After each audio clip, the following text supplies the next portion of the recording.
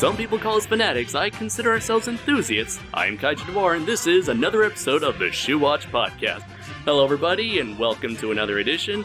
I know it's been a while since I last uploaded an episode of Shuwatch, but since then I've sort of been putting priorities onto other sort of projects here on my YouTube channel, but I am back again with two brand new guests.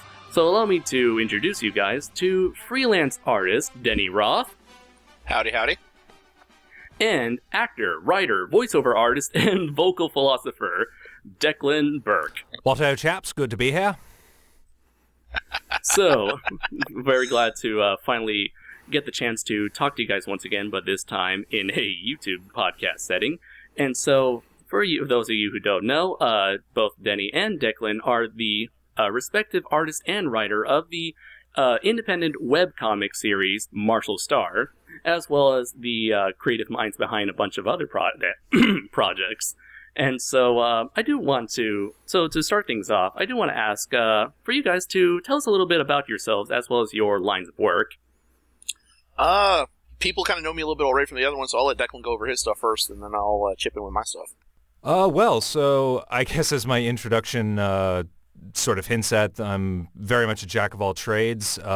Started out pretty much just wandering academic, realizing that a degree in philosophy and psychology wasn't going to get me very far other than into arguments that people don't actually want to have.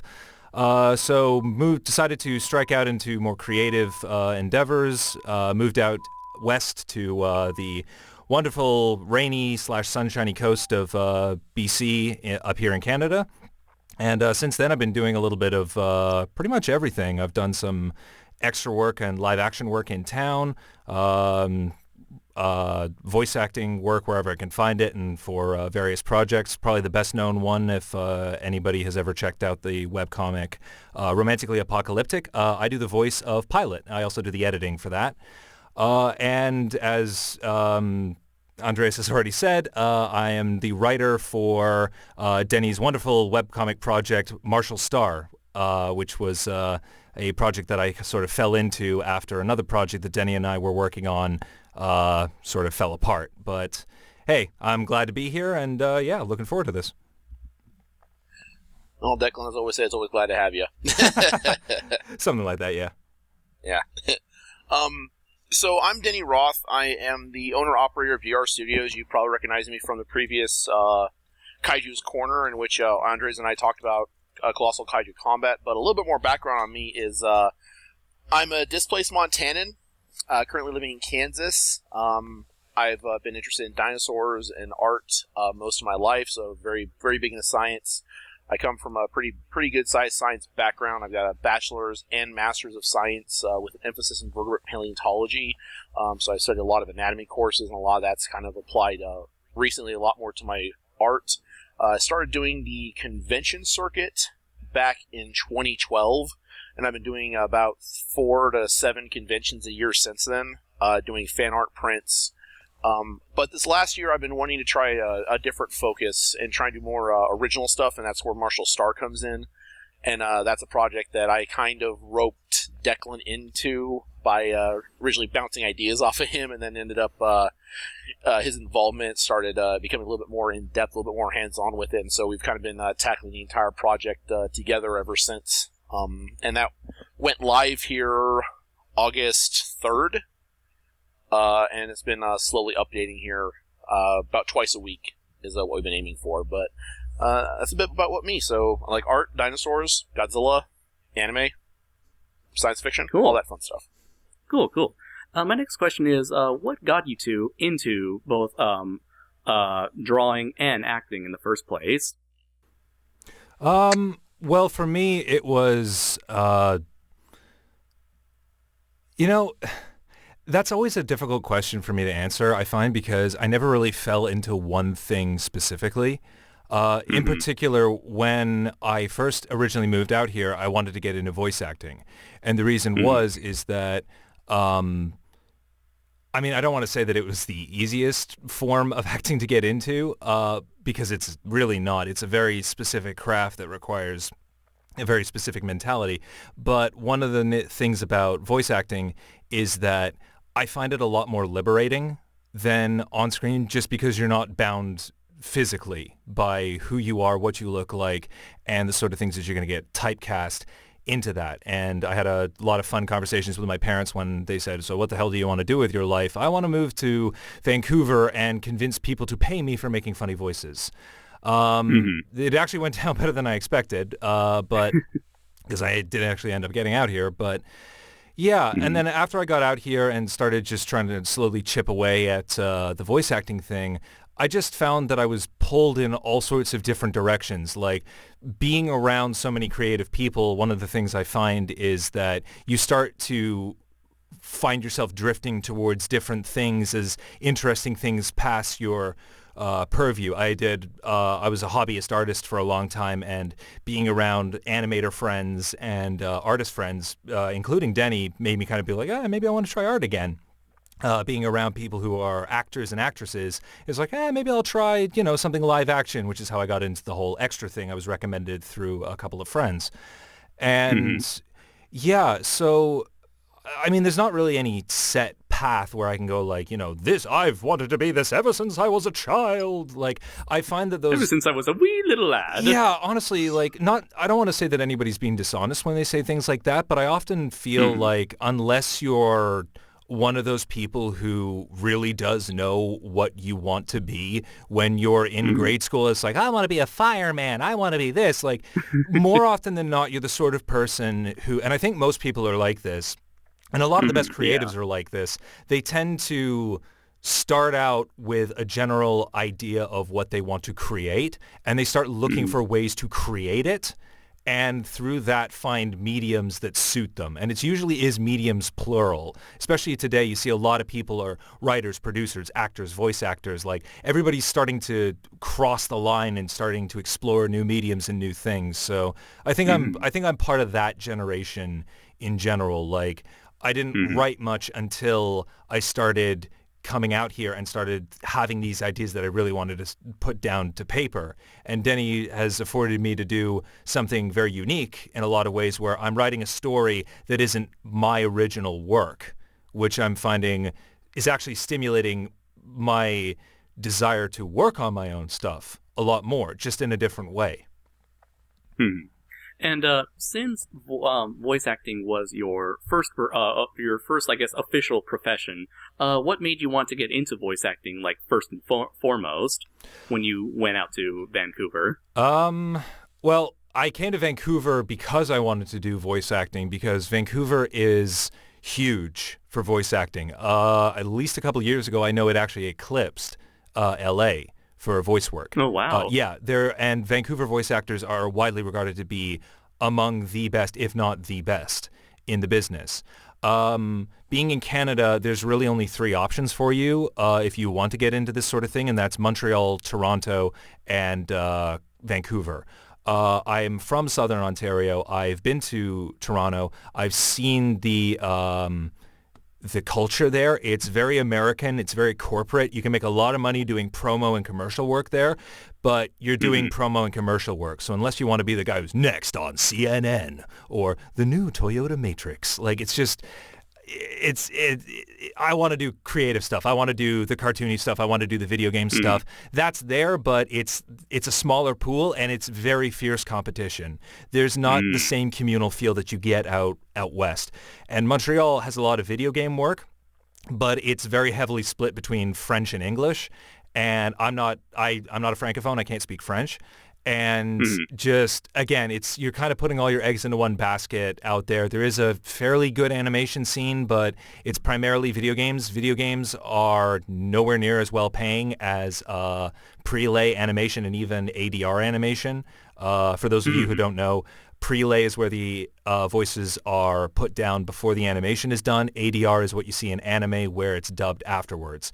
ADR pays less, but it still pays more because it's largely governed by the union. And so moving out west was the logical choice. There's the most animation, there's the most movies, there's a good, healthy video game scene. You get the best of all those possible worlds. Plus, you get to work with the best people in the business. And everyone out here is a lot friendlier. I got here because I ran into Kathy Westluck voice actress. Most of you will probably know her either from Cyber 6 or as Spike the Dragon from My Little Pony. Yeah. I ran into her, got chatting with her at a convention, and actually found out we both went to the same university. And I did some Skype stuff with her, and she encouraged me to she's like, no, you've got a good voice, you can do this. So I was like, well, that's a ringing endorsement if ever there was one. So I decided to move out west, and I found that wasn't just Kathy. There's a lot of that attitude of we want to help the next generation move into the industry. We want to help people. I ran into Matthew Erickson, who some of your listeners might know from one of the Gundam series. I want to say Gundam Seed. He's one of the main characters in that. I can't remember which one. I ran into him at a cafe, and we just got chatting. And now just I'll go and hang out with him, and we'll just talk about the creative industry and movies and weird philosophical stuff. He's a really great guy to chat with, but you just don't get that out east. I find everything is much more like there's a tendency to perceive people as trying to take the jobs that you need to survive, whereas out here it's much friendlier. So, I mean, a long roundabout ramble. That's why I came to Vancouver. The idea to become a voice actor is much less interesting, and that's just because I wanted to do something creative, and I knew I could create with voice acting without having to beat my head against executive producers' doors and so on and so forth. That was a marketable skill that I knew I could get somewhere with. And the rest of it was just getting out here, which was a hassle in and of itself. But that's a long, boring story that Denny's side of your question is going to be much more interesting than that. But I guess from what you've said so far, it definitely helps to. It looks like it definitely helps to certainly know the right people, especially when those people are more willing or very willing to help you out in this case. Yeah, I mean, and being in a place where those people are, like in this day and age for voice acting, because voice acting is one of those things where I think it was Will Stamper, voice of Hattie from Battle Block Theater, as well as infamous Newgrounds animator man. He said a bit about you want to be a voice actor, just go out and buy a mic, bam, voice actor, done. And to a certain degree, that is true, yes. But that's also like saying stand in front of a camera, bam, you're an actor. Yes, but that doesn't mean you're going to be winning an Oscar anytime soon. And in the modern era, thanks to the internet, you can, yes, go out and get an account on Voices123 or Voices.com, or just nickel and dime your way through various projects here and there, and you can be a voice actor on that level. But if you want to get to the point where you're voicing in TV shows that everyone's heard of, or at least some people have heard of, if you want to be on that professional sphere, you've got to be where those people are. And in a lot of ways, when it comes to voice acting, I found that it pays to be in the place where the good people are, because they are willing to support you, they're willing to have fun with you, they're willing to help you because they understand that struggle themselves. And that's a great atmosphere to be around. All right. Very interesting. Thank you very much for the advice. Not a problem. And so, how about you, Denny? What made you want to get into your line of work? Well, my story is a little bit more... It's kind of like Declan, except it's a little bit more of a roundabout way. As far as the art side, I've always been drawing on something. I've always been kind of a visual person, where I've always enjoyed kind of the animation scene. A lot of the older cartoons that came out, the older anime that came out, dubbed during the early 90s, late 80s. But I always enjoyed drawing something. I always had to draw something. I always had images in my head and drew. And I think I got part of that from my mom, who I remember when we used to live in Spearfish, I would watch her draw me playing with my toys, and she would be able to, in all this intricate detail, replicate whatever toy I was playing with while I was playing with it. So she had a lot of talent. And the one thing she always did was she always wanted me to go for what I wanted to do, and kind of supported me in everything I wanted to be. But the one thing I wanted to be more than anything that I decided when I was 3 years old was I wanted to be a paleontologist. I want to study dinosaurs. I love dinosaurs. Just everything about prehistoric life, dinosaurs, those strange creatures all kids love, but then most of them grow out of. This is the part. This is the part where you cut in the John Williams theme for Jurassic Park. Dun, dun, dun, dun. Yes, cut it. Yes, John Williams. Yes, I can't deny that Jurassic Park was a big influence on me, because that kept pushing me forward for my academics, but it also got me to start paying attention more to my art, because at that point all my art was just hobby. Most I was drawing was dinosaurs, a few cartoon characters. Later on I was drawing more video game characters and Godzilla and still more dinosaurs. And when I got into high school actually, started taking a lot more art classes and started doing that because I enjoy drawing. I enjoyed it a lot. Got a lot of self-help books, so a lot of my art skill was self-taught. And I get to college, and I'm still focusing on paleontology. So I'm in college for 4 years. I get my bachelor's. I take art classes as extracurriculars. Still improving my art, improving my craft, going through and doing all the science work. I get my bachelor's, and I work, and I get my master's. And I try to get into either a PhD program or a preparatory position, somewhere in either museum or collections that you can get into. The problem with that is those fields are exceedingly highly competitive, especially for the focus I went into, because I went in primarily to focus on theropod dinosaurs and the dinosaur-bird transition in evolutionary history, and that is a very thickly, heavily populated area of study. Really? Yeah, it is very difficult. I never thought... Sorry, it's just that, for me, I've always been interested, being like you, I was always fascinated with dinosaurs myself, and that was kind of how I got into, monster movies. But I've always had that little bit of, ambition, that interest in the field of paleontology, but I never knew that it was a very competitive field. There's very competitive areas of it, especially the one that I wanted to focus in, because I was very into the theropod dinosaurs, the big meteors, the smaller raptors, because those were my favorite dinosaurs that came out of Jurassic Park. As scientifically inaccurate as that movie is, and even as accurate as that movie is. So I wanted to focus mostly on the Maniraptorian dinosaurs like Velociraptor, Deinonychus, Archaeopteryx, and really wanted to focus on that bird-dinosaur transition. I applied for several PhD programs, but could never quite get in there comparing with the rest of the competition that was there, because in the field of paleontology it's very difficult to get a really good job in your field unless you have a PhD in one area or another, because everywhere that's asking to hire is asking for a PhD or several years of work experience, which unfortunately in Kansas I don't have many of those opportunities here, and there's not much around to go for people to actually train them in the skills. And I actually did get a couple years of training in the field and in lab when I went and worked for the Wyoming Dinosaur Center in Thermopolis. Which interestingly enough has the only Archaeopteryx fossil in the Western Hemisphere. All the rest of them are in London and Germany. So we managed to get a hold of the only Archaeopteryx skeleton in the U.S. in North America. So it's really kind of cool on that instance.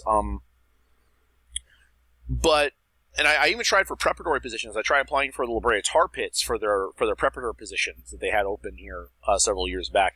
I tried getting into the Yale Peabody Museum, which has all of these fossil jackets that haven't been open since the mid-1860s. And these are jackets with undiscovered, undescribed specimens. No one knows what's in here. This is everything that Marsh got during the Bone Wars between him and Cope back in the West during the mid-1850s, 1860s. So much stuff in there waiting to be described. I was willing to jump at the chance for it, but I didn't hear back from them. Everything, so it's kind of been difficult to get anything really in my field. So I graduated with my master's after my dissertation, describing an Allosaurus from the Morrison of Wyoming, and I've been going to conventions with some of my friends here, and we're going to one in Missouri, and I ended up running into this convention artist called Mustap. They were a wife and husband duo that they both did art and they both sold art at conventions. And one thing that really stuck out to me was that that during this time there was like, they had a panel on how to do art for conventions. Like, can you make a living doing convention art and selling art at conventions? And they were saying, you can do this. No, not to me specifically, but to like to everyone in the room. It's like, you can make a living at this. It takes a little bit of work, but if you can draw fairly well, you can make a living at this. And so with that, I actually started doing the convention scene and shifting my focus. Still wasn't getting a job in my field anywhere. The museum here in town wasn't hiring. It was kind of hard for me to get a job in my field, so I kind of started to focus more on my art as another focus there. And I ended up starting to do the convention circuits. Started with Sodak up in Rapid City, and then I had Sogen in Sioux Falls. And then every year I ended up adding another convention to the list of places to go. To the point, I think, either last year or this year, I had the most conventions I've been to in a year. It's still not entirely heavily profitable for me, but I enjoy doing conventions, and I've enjoyed focusing and improving my art through that. And I still look up on science articles, and I still know how to do research and all of that, and I still enjoy seeing all the new discoveries that come across in the area of paleontology. And even new scientific discoveries that come along, because that has always been a passion of mine. Always been fascinating to learn about the history of the Earth here. And I always try and put what I've learned from my anatomy classes. I took almost a dozen anatomy classes in college, and a lot of them were hard. A lot of them were hard anatomy, but a lot of them was also soft anatomy, like muscles and internal organs. So I got a good understanding of skeletal structures and body structures and comparative morphology, which is also really very interesting, and I really enjoyed that portion of our classes. So a lot of that's been transferred into some of my convention art, because I do monsters really well. I enjoy drawing monsters. I enjoy drawing dinosaurs. I want to get better at drawing a lot of other things, so those have kind of been on my priority list for trying to draw better. But a lot of my anatomy studies comes forth in any of the creatures I build, because I have to think about how to build them skeletally, musculature. Where's this connecting? Where's this muscle connecting? Yeah, I do know. I have noticed that like a lot of your creatures and characters always have like a bit like what I can only describe as like an organic look to them. And that's always been the trouble of mine. I can do organic creatures very well. Inorganics, I suck at horribly. And so that's kind of also why I got Marshal Star, so I can practice some of that and force myself to get better at it. Well, I definitely say in terms of like your work on non-organic characters, I gotta say this title card that the audience is looking at is proof against that, considering how well it was done, in my opinion. And I appreciate that, because that was a challenge, and that took me a couple hours to get that. To do that, because inorganics have always been kind of a rough spot for me for some reason. I can wrap my head around an organic. I cannot seem to quite get an inorganic to sit right sometimes. Okay, and I guess my next question would be, for the both of you, what were some of your biggest influences biggest influences or biggest inspirations when it came to like developing your own craft or your own style of voice acting, and art? That's interesting, because I think that between the two of you, I am definitely the black sheep here, in that my influences and my past when it comes to creative inspiration is pretty left field for most people. Like, I had a conversation with Denny about this actually at one point, and I've talked to a couple of other people about it. I realized quite recently that, you know how people talk about like, oh, I had an 80s childhood where I grew up with the Transformers and stuff like that. And it's like, oh, I had a 90s childhood where I grew up with like the Disney Renaissance and all that sort of stuff. Yeah. I had a 60s childhood. And I didn't realize that until I actually was rewatching some old black and white serials of Jerry Anderson's Fireball XL5. And for those of you, right. and by that I mean everybody who doesn't know what the hell I'm talking about, gather round, children, and I'll tell you a tale of yesteryear. So back in the day, Jerry Anderson was sort of like the British, is actually widely regarded as the British Walt Disney, and he made a lot of TV shows using marionettes. the nearest reference for most people contemporarily would be Team America. So, but he did a whole bunch of sci-fi shows that were really, really imaginative. Most people know Thunderbirds, the International Rescue, and like these sort of retro-futuristic visions of the future and this organization saving people's lives. There was also Stingray, which was an undersea adventure. There was Captain Scarlet and the Mysterons, which was just straightforward sci-fi, very dark sci-fi, actually, about psychic aliens from the Mars trying to take over Earth. And when I was a kid, I would start my day on Saturday with Fireball XL5, and then I'd switch over to the Space Channel, which was Canadian sci-fi, and I'd watch the original Lost in Space serials, and then switch over to the Time Tunnel and things like X-Files. So my experience, I got a dose of very high-concept sci-fi fairly early in my development, and from there it was, I mean, the first non-Disney movie I ever watched as a kid was Star Wars. And from there, much later, I got into things like Star Trek when I was old enough to understand the sort of ideas they were dealing with. Then I got into Farscape, Babylon 5, which is still to this day my absolute favorite TV show ever. J. Michael Straczynski, his writing in Babylon 5 is, I think, some of the finest television writing ever done from a dialogue perspective, a cast, and just a character mingling perspective. Just everything about that show just gels so beautifully, especially when you consider all the trouble he had getting that show made and all the workarounds he had to do to get some of his plot points to their conclusions. So for me, I guess my biggest inspiration and the thing I draw most inspiration from is science fiction in general, a little bit of fantasy, but I tend to be much more of a sci-fi guy. Western predominantly, although there is some good Eastern like anime sci-fi and things like that I certainly respect on a conceptual level. But I'm big into episodic storytelling, particularly like television scale storytelling. I think if you want to look at a show that explores the scope of a universe very, very well, Farscape is a beautiful example of that. It's a weird as hell show, but the way that they reveal the world relative to the main character's experiences of the world is just beautifully organic, and it helps ease the audience into this very odd world without ever having to worry about people getting lost, because you're going along with a person who's just as lost as you are, steadily having things become normalized to him just as they are to the audience. So it was when Denny approached me with Marshal Star, when we were still working on this other project, and we were talking about different things that we wanted to do. Denny came to me with this idea, and he's just like, okay, so I want to do something that's a sci-fi, fantasy, Western space opera.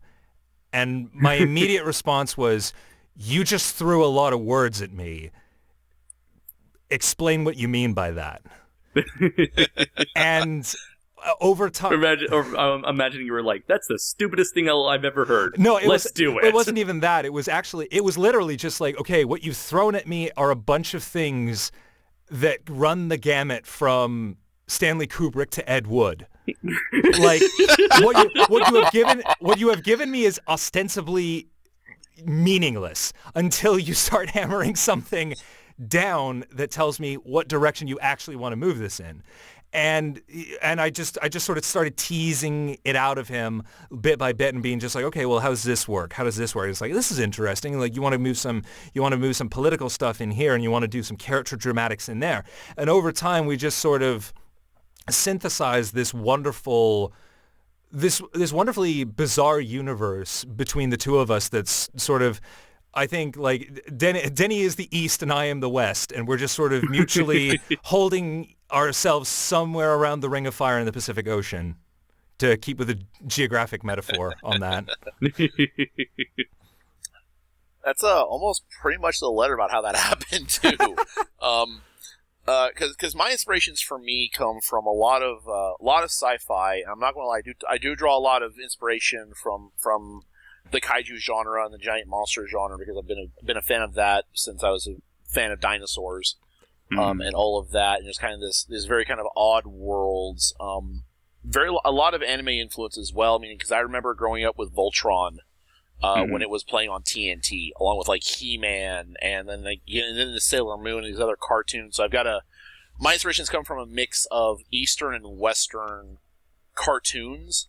For the science fiction aspect, I remember a lot of cool stuff with Robotech and Macross when that was playing on, because I was playing on both Cartoon Network, and I think it was playing on one of the other Turner networks at the time. And I remember because it was just so really weird, and I could never catch the episodes in order, so I was very confused. Anytime it came on, I had to run and watch it and try and figure out where it fit in the timeline from what I'd already seen. I had a couple of those when I was a kid too. Yeah. So they would air the episodes of Robotech out of order? Yeah, I don't know if they were airing them out of order. It was just I didn't have a chance to catch them in order. It just every time I saw it, there was no continuity from the episode I'd seen previously. You see, it wasn't like DBZ where it would give you like a 5-minute overlap of what happened in the previous episode. Last time on Dragon Ball Z, shit went down. And then another 5 minutes, build up of will he or won't he finally pass that kidney stone on next time on Dragon Ball Z. It's like there was nothing like that on the Robotech Macross side I watched, so I had no idea what was going on. Voltron did the same thing. Sailor Moon was just as bad. But I did get a lot of influence from them, but then as I got older, I started getting a little bit more interested in some of the more live-action sci-fi. Star Wars Downpacked was a huge influence for that science fantasy feel, because I enjoyed the original trilogy. And this is when I got into it, was about when they were re-releasing the original trilogy with the special edition features that they added in a bunch of the CGI effects. All of that stuff. They changed the fact that Han shot first and all that other stuff. And I got really into the graphic novels not the graphic novels, the actual novel series for Star Wars, and I have a shelf full of all of them up until about the middle of the Vong War, which went through. Oh, geez, that was mid 2002 to 2003 was when that started. But I was really into that. I wasn't so much into Star Trek, but I was aware of Trek, and I had seen enough episodes that I knew about it, and there were some really cool aspects from Star Trek that I really liked, because I really liked the planet visitations, the different races that showed up. Some of the politicking portions in there were really cool, but it just felt really, really dry for me. And then you get something like Star Wars, which is a bit more gritty, a bit more grimy, a bit more action to it. And it just caught my inspiration, and I was actually speaking with Tom Roche. He is the creator of Black Alpha, which is another comic series that is currently being pitched to a couple of different networks for being into a short animated cartoon series. Because Black Alpha is a lot like Green Lantern, is basically the concept of the Green Lanterns with like a power suit, but spaceships as well. So I was actually speaking with him this last summer at SODACCon, and was discussing, the way he was getting stuff done. We were discussing space battles and the difference between Star Wars and Star Trek, where Star Trek introduced the concept of the space ship battles, like the cruiser battles of World War II, World War I. But Star Wars introduced the concept of the World War I dogfight in space. And my favorite scene out of any of the Star Wars movies is the battle over Endor in Return of the Jedi. The dogfights, the ship battles, everything exploding, all of that crazy chaos, and just seeing the ships move so fluidly after the first two movies just caught my imagination right off the bat. Denny likes his pretty lights. I do like my pretty lights. Distracts me from all the darkness. If I ever need to distract him, I just have to flash some lights at him, and then he calms down. I may have ADHD. I don't know. Maybe you gotta add some sound effects. Pew pew. Pew, pew. Actually, I am just going to say one thing. I think it's interesting, Denny, like you talking about the dogfighting and things like that in Star Wars, because that was one thing that really, really attracted me to the Star Wars franchise as well when I was a kid. The swashbuckling, very, very carefree approach that it took. Like the science in Star Wars there's next to no science in Star Wars. Who the fuck knows how hyperspace works? And I'm not... No one does. I don't want... Your comment section can throw as many bloody Wikipedia links at me as they want. It's all bullshit. Or how you complain about how explosions work in space, and someone would go, well, actually, in the Star Wars galaxy, there's some oxygen in space, so that's how explosions can work. You see, you can have a fire as long as there's a pressurized spaceship. I mean, that works for the X-Wings, at least. Okay, maybe you got a point about the TIE fighters, but, it's all just... Like, shut up, Jerry Lewis. Well, here's the thing. Touche.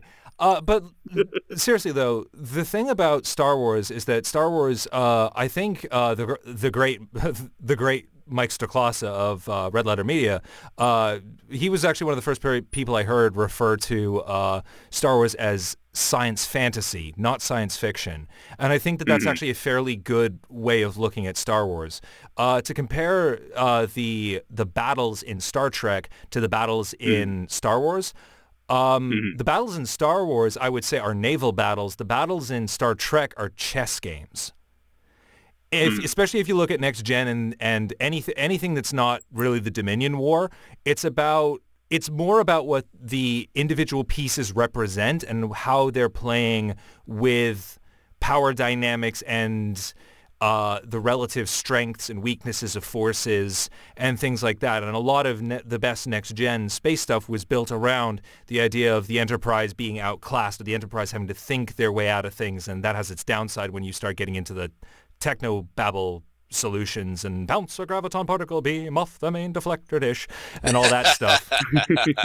But it's interesting because I think that one of the differences between Denny's approach and mine is that gels very well together for the sort of thing that we're getting into is Denny is great at coming up with action stuff. The stuff that we've got up now was largely just him working out this bar fight and getting the staging for this bar fight.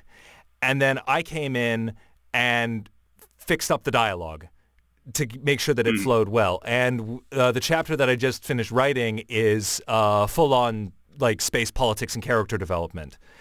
And basically, I joke with Denny that like Denny is great at getting the action and making that really dynamic and interesting, and I'm in charge of getting him from one action to the next. Pretty much how it comes down to. The one other thing I want to add, though, for inspiration is I do take a lot of inspiration from anime action beats, especially the way those fly. Oh, yes, he does. A big inspiration, I have to admit, is, and you can see this a little bit in the style of the comic, is Outlaw Star. And I loved Outlaw Star when it ran on Toonami. Originally ran on Toonami, it was such a cool sci-fi western, and as over the top as it is, I love the grappler ships, and the space combat was so much more fast-paced than even a Star Wars dogfight. But I loved it, and it had such an impact on me for that kind of crazy spaceness, and that it still had a bit of that. And even Outlaw Star is still a science fantasy because there's still magic in the universe at that point. And a lot of stuff's kind of explained with the Star Trek techno babble, but you have magic from a couple of different factions, and so it kind of combines almost Star Trek and Star Wars into that balance between the two of them to an extent. But can we coin the term Magibabble? Yes. Okay. We'll coin the term now, Magibabble. Magibabble, TM, Marshal Star. Do not steal. Look forward to more Magibabble coming soon. But anime-wise, that is also an inspiration. But also, I have to think visually, the anime does. But I also get a lot of inspiration from a lot of the manga that I read too. Especially a fan of Ken Akamatsu's Love Hina and Negima. That's I believe Maho Sensei Negima. Especially a lot of the action scenes in Negima are really good.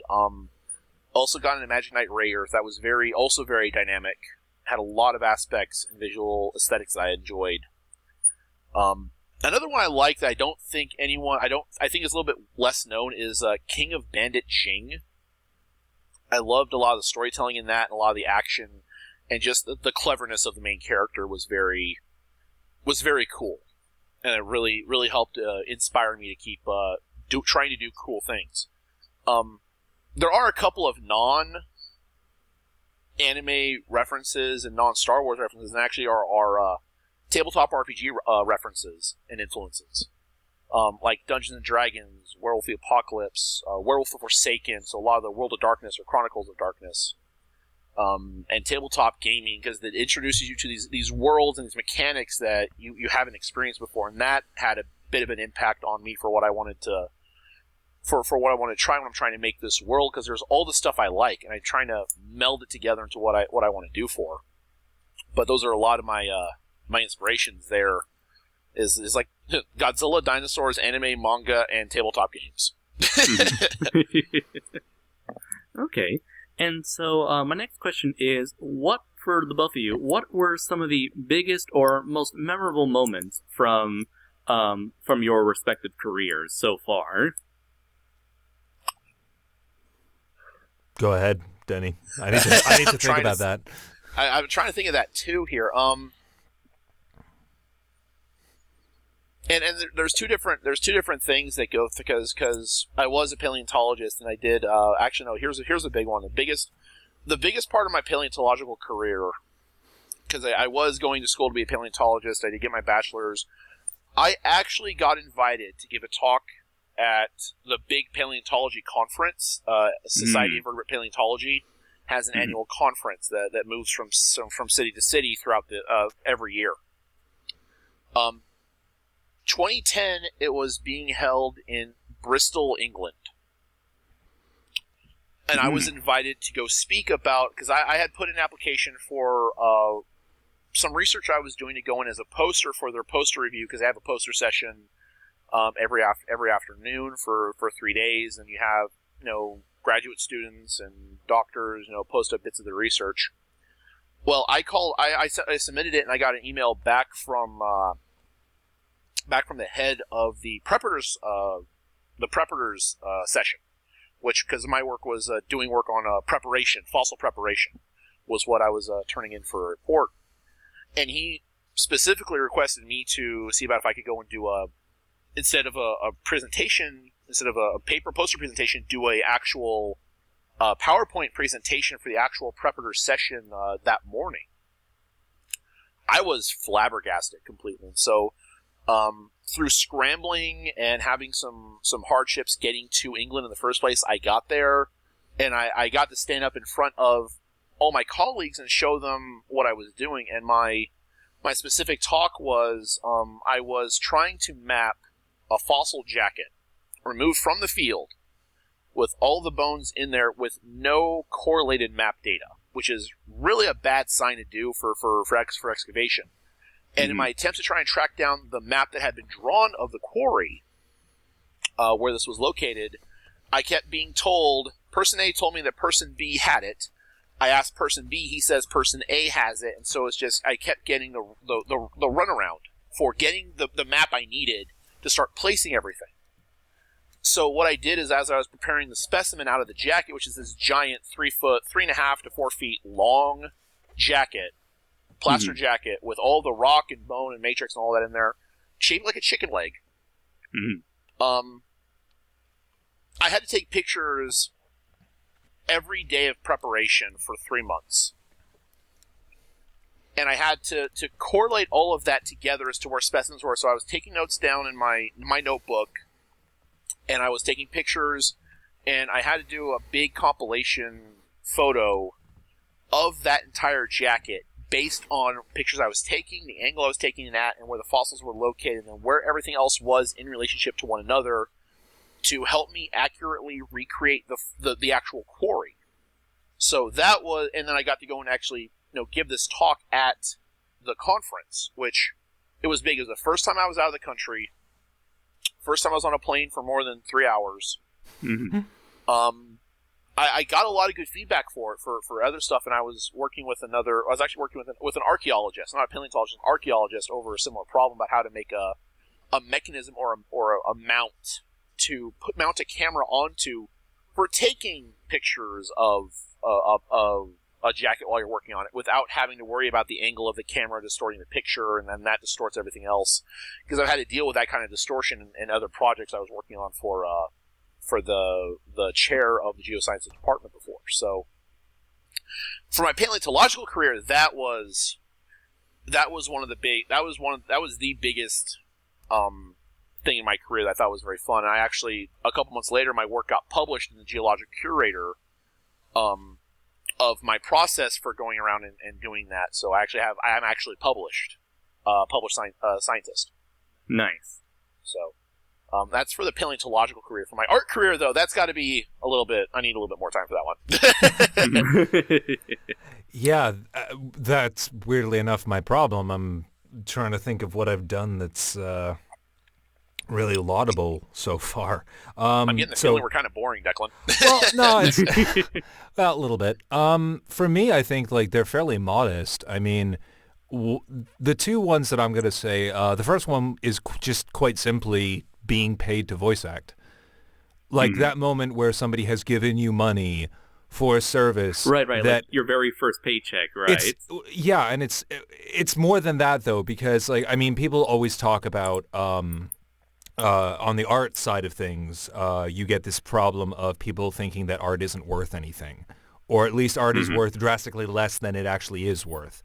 And having to deal with having to deal with this attitude of entitlement that a lot of people have. And with voice acting, you're fighting, especially on the internet, you're fighting an uphill battle against every schmuck with a blue Yeti who thinks that they I'll do it for exposure. and like you get that a lot. You get there's just like, it's like, well, we can't pay you. And it's like one of the first people I had, a guy, I literally ended up rewriting his script for him because it was so incoherent I couldn't work with it.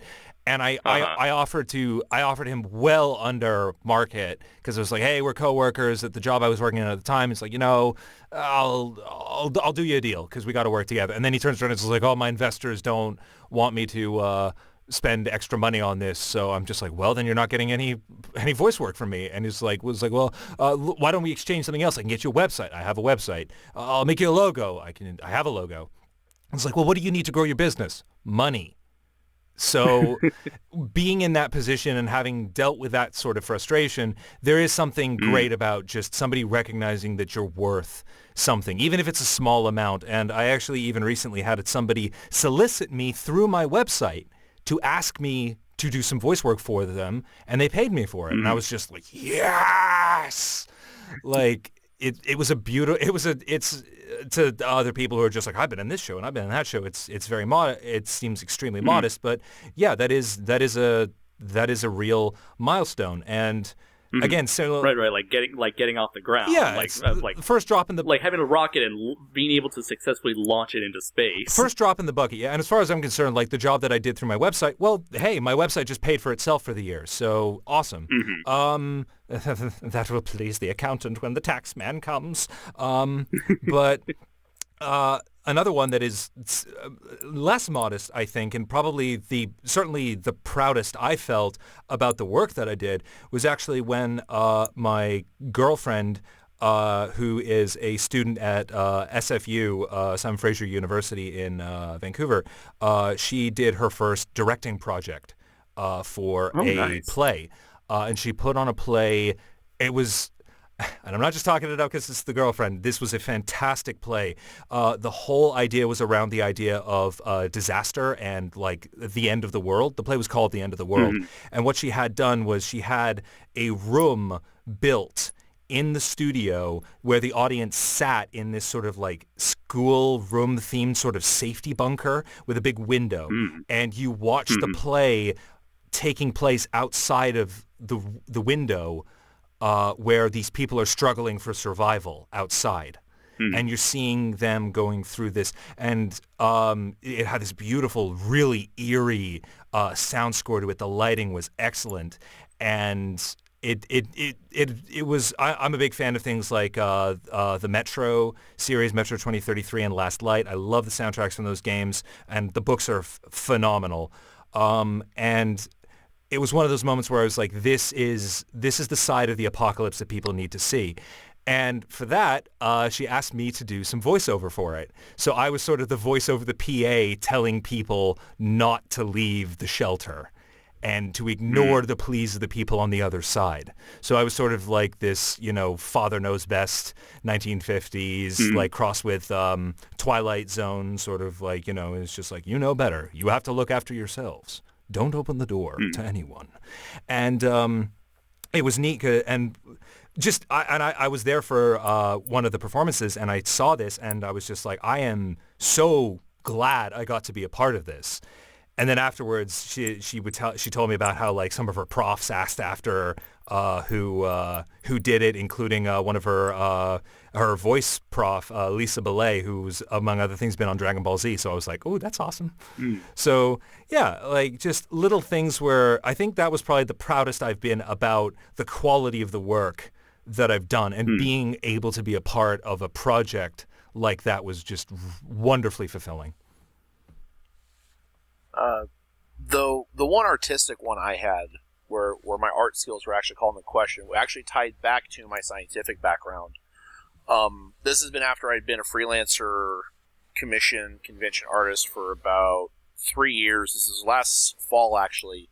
I was approached by a friend of mine who worked for Samsung and said Samsung was getting ready for a new project and they wanted to get some art together for a presentation.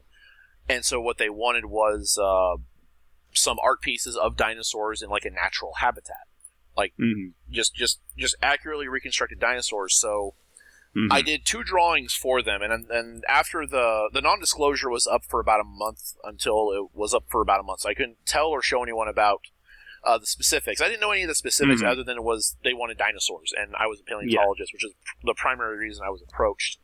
And both these pictures are on my DeviantArt under my commissions folder. I did a Yulong, not a Yulong. It's a basal ceratopsian from China, and I also did a group of baby Myosauria, because I've never really drawn hadrosaurs before, so I was kind of challenging myself in that aspect, and that was kind of like the biggest that was the highest profile commission freelance work I've ever done. Which was kind of cool when you think about it. And I got paid my commission rate for it, and I got that and all that sorted. So that was really kind of cool. And of course, once the non-disclosure was up, which lasted about 30 days for that specific project, I went and I posted them on everything. And I was actually really proud about how they looked, because they actually came by. I thought they came out really well. Looking back at them now, they need some more work for me. But that's something I take away from every picture I finish. It's like, oh, I could have done this better. Right. But that was the highest. That was the highest aspiration, not really aspiration, but just like highest accomplishment that I think I was able to do. Was I worked for a project for Samsung for just some dinosaur art, which is again right up my alley. So. Oh yeah, definitely. Now, on the opposite end of the spectrum, what were some of the biggest struggles or biggest obstacles both of you had to have come across so far in your careers? Getting people to fucking pay me for my work. In general, that's probably the biggest impediment you get if you're any kind of freelance artist or creative of any kind. Convincing people that you're worth something. My biggest single frustration as a creative was when I did some extra work, and I'm always reminded. I used to have one of those old demotivational posters, and it was the one with the cogs that says "worth," and it just says, "Just because you're necessary doesn't mean you're important."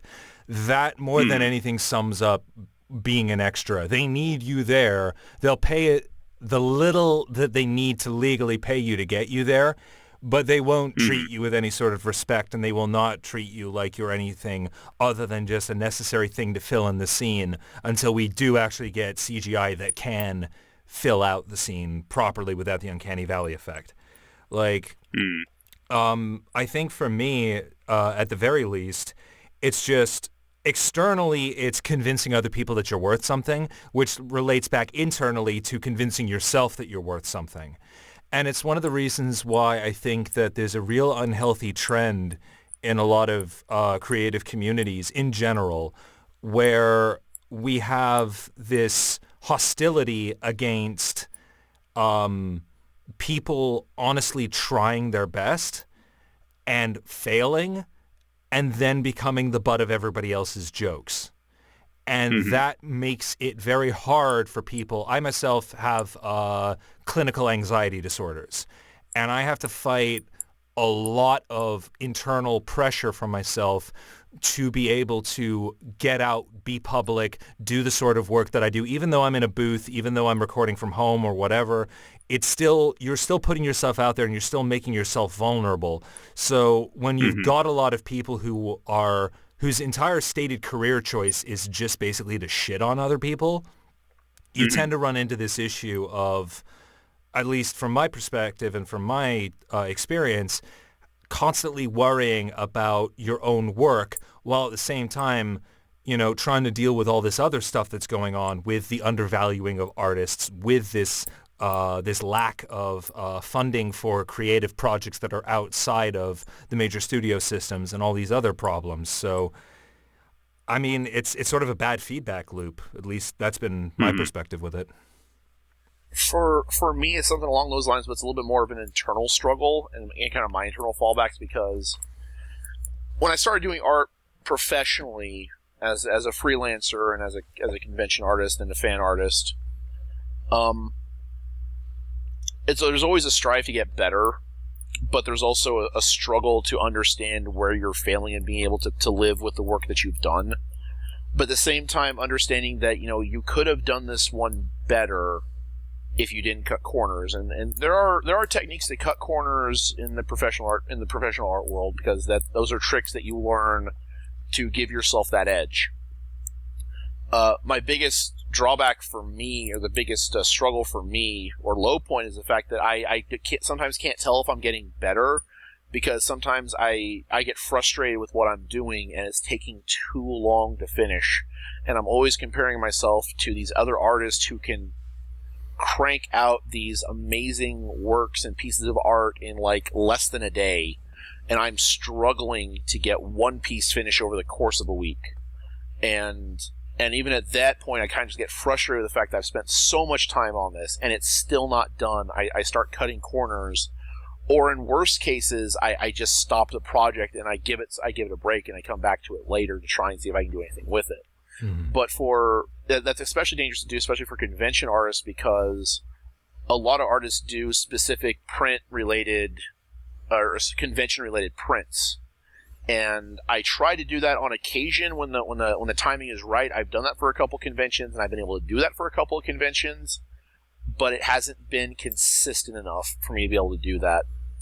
Which then again, I know my limitations, I know what I'm bad at, but I also know that to get good at those is going to take time, and sometimes I feel like I just don't have the time to do that.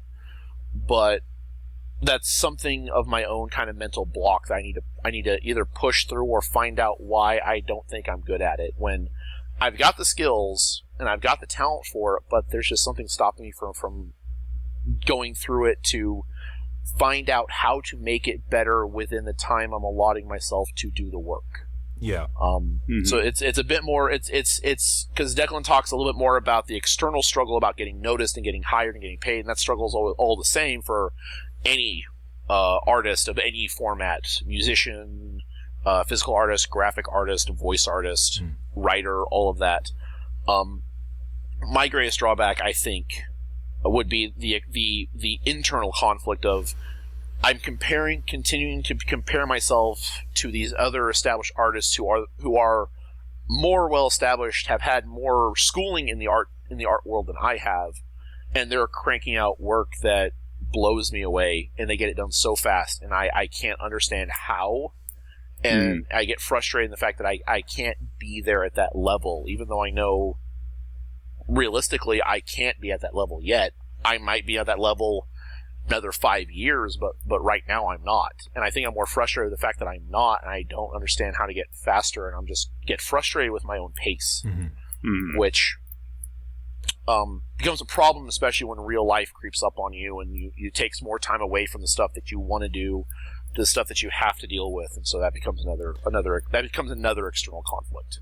Yeah, there's a real issue with real life sort of coming in and adding to the the pile of stuff that you have to deal with on your own when you're a creative who doesn't have the support of maybe a major studio or a regular job or things like that. Like, and I feel like we're at a point where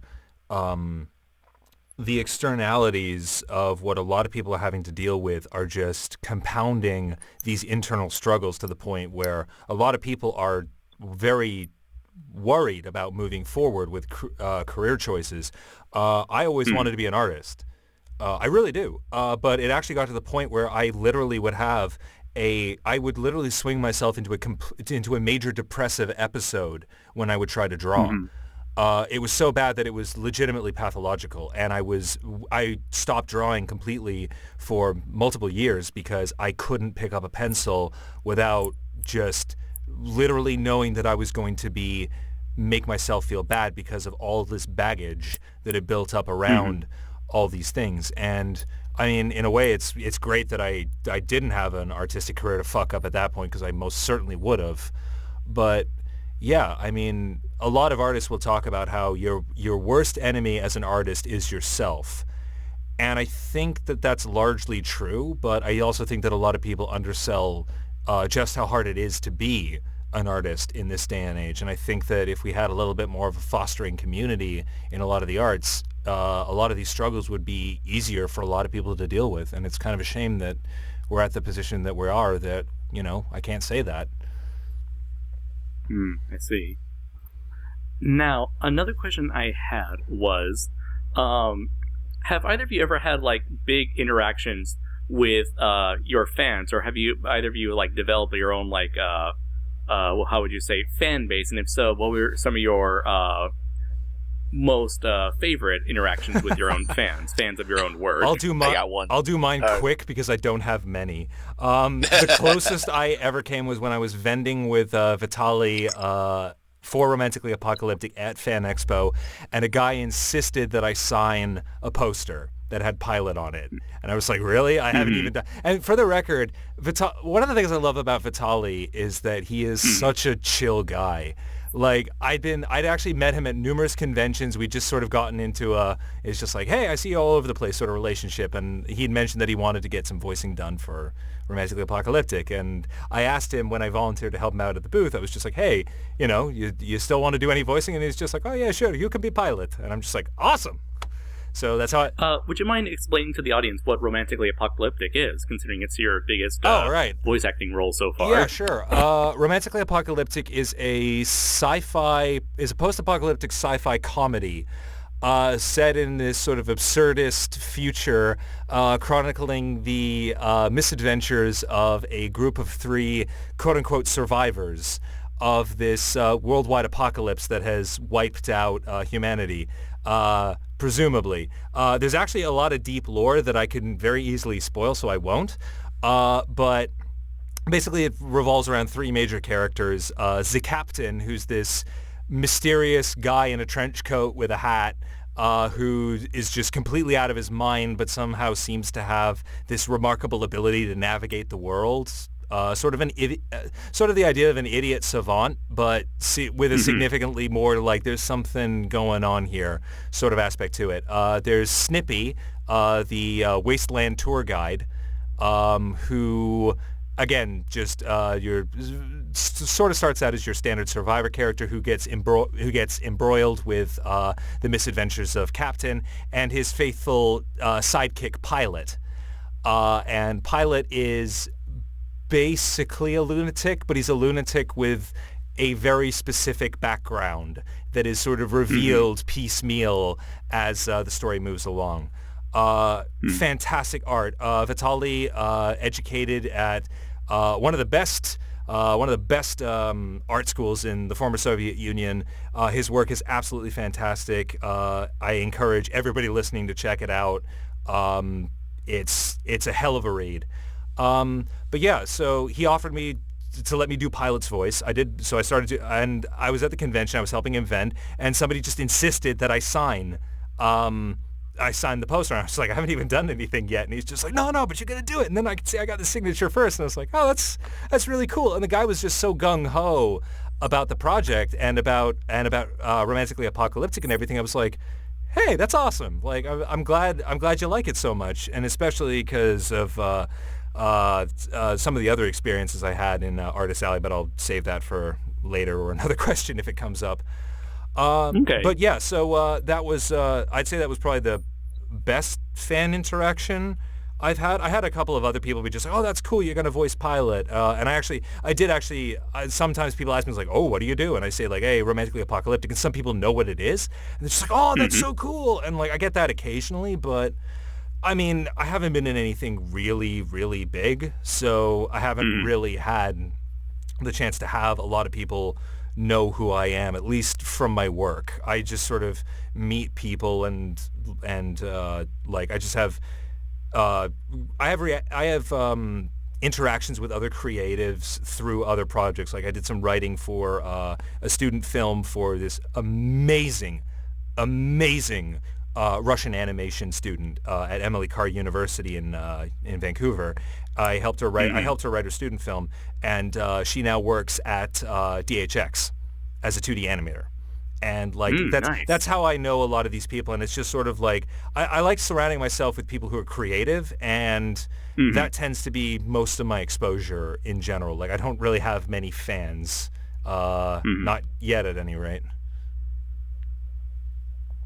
Yeah. Well, you got some people recognize my work, but they don't know who I am. I'll put it to you this way. Okay, so I got a couple of stories here. And people become my fans more from the fact of how I interact with them at conventions than them actually seeing what I've done on DeviantArt or Facebook or Tumblr, and then coming out of their way to meet me at a convention, or they're people that I've known for years at doing the convention circuits. Couple of them to bring it up is people recognize my work because some of it's actually gone viral.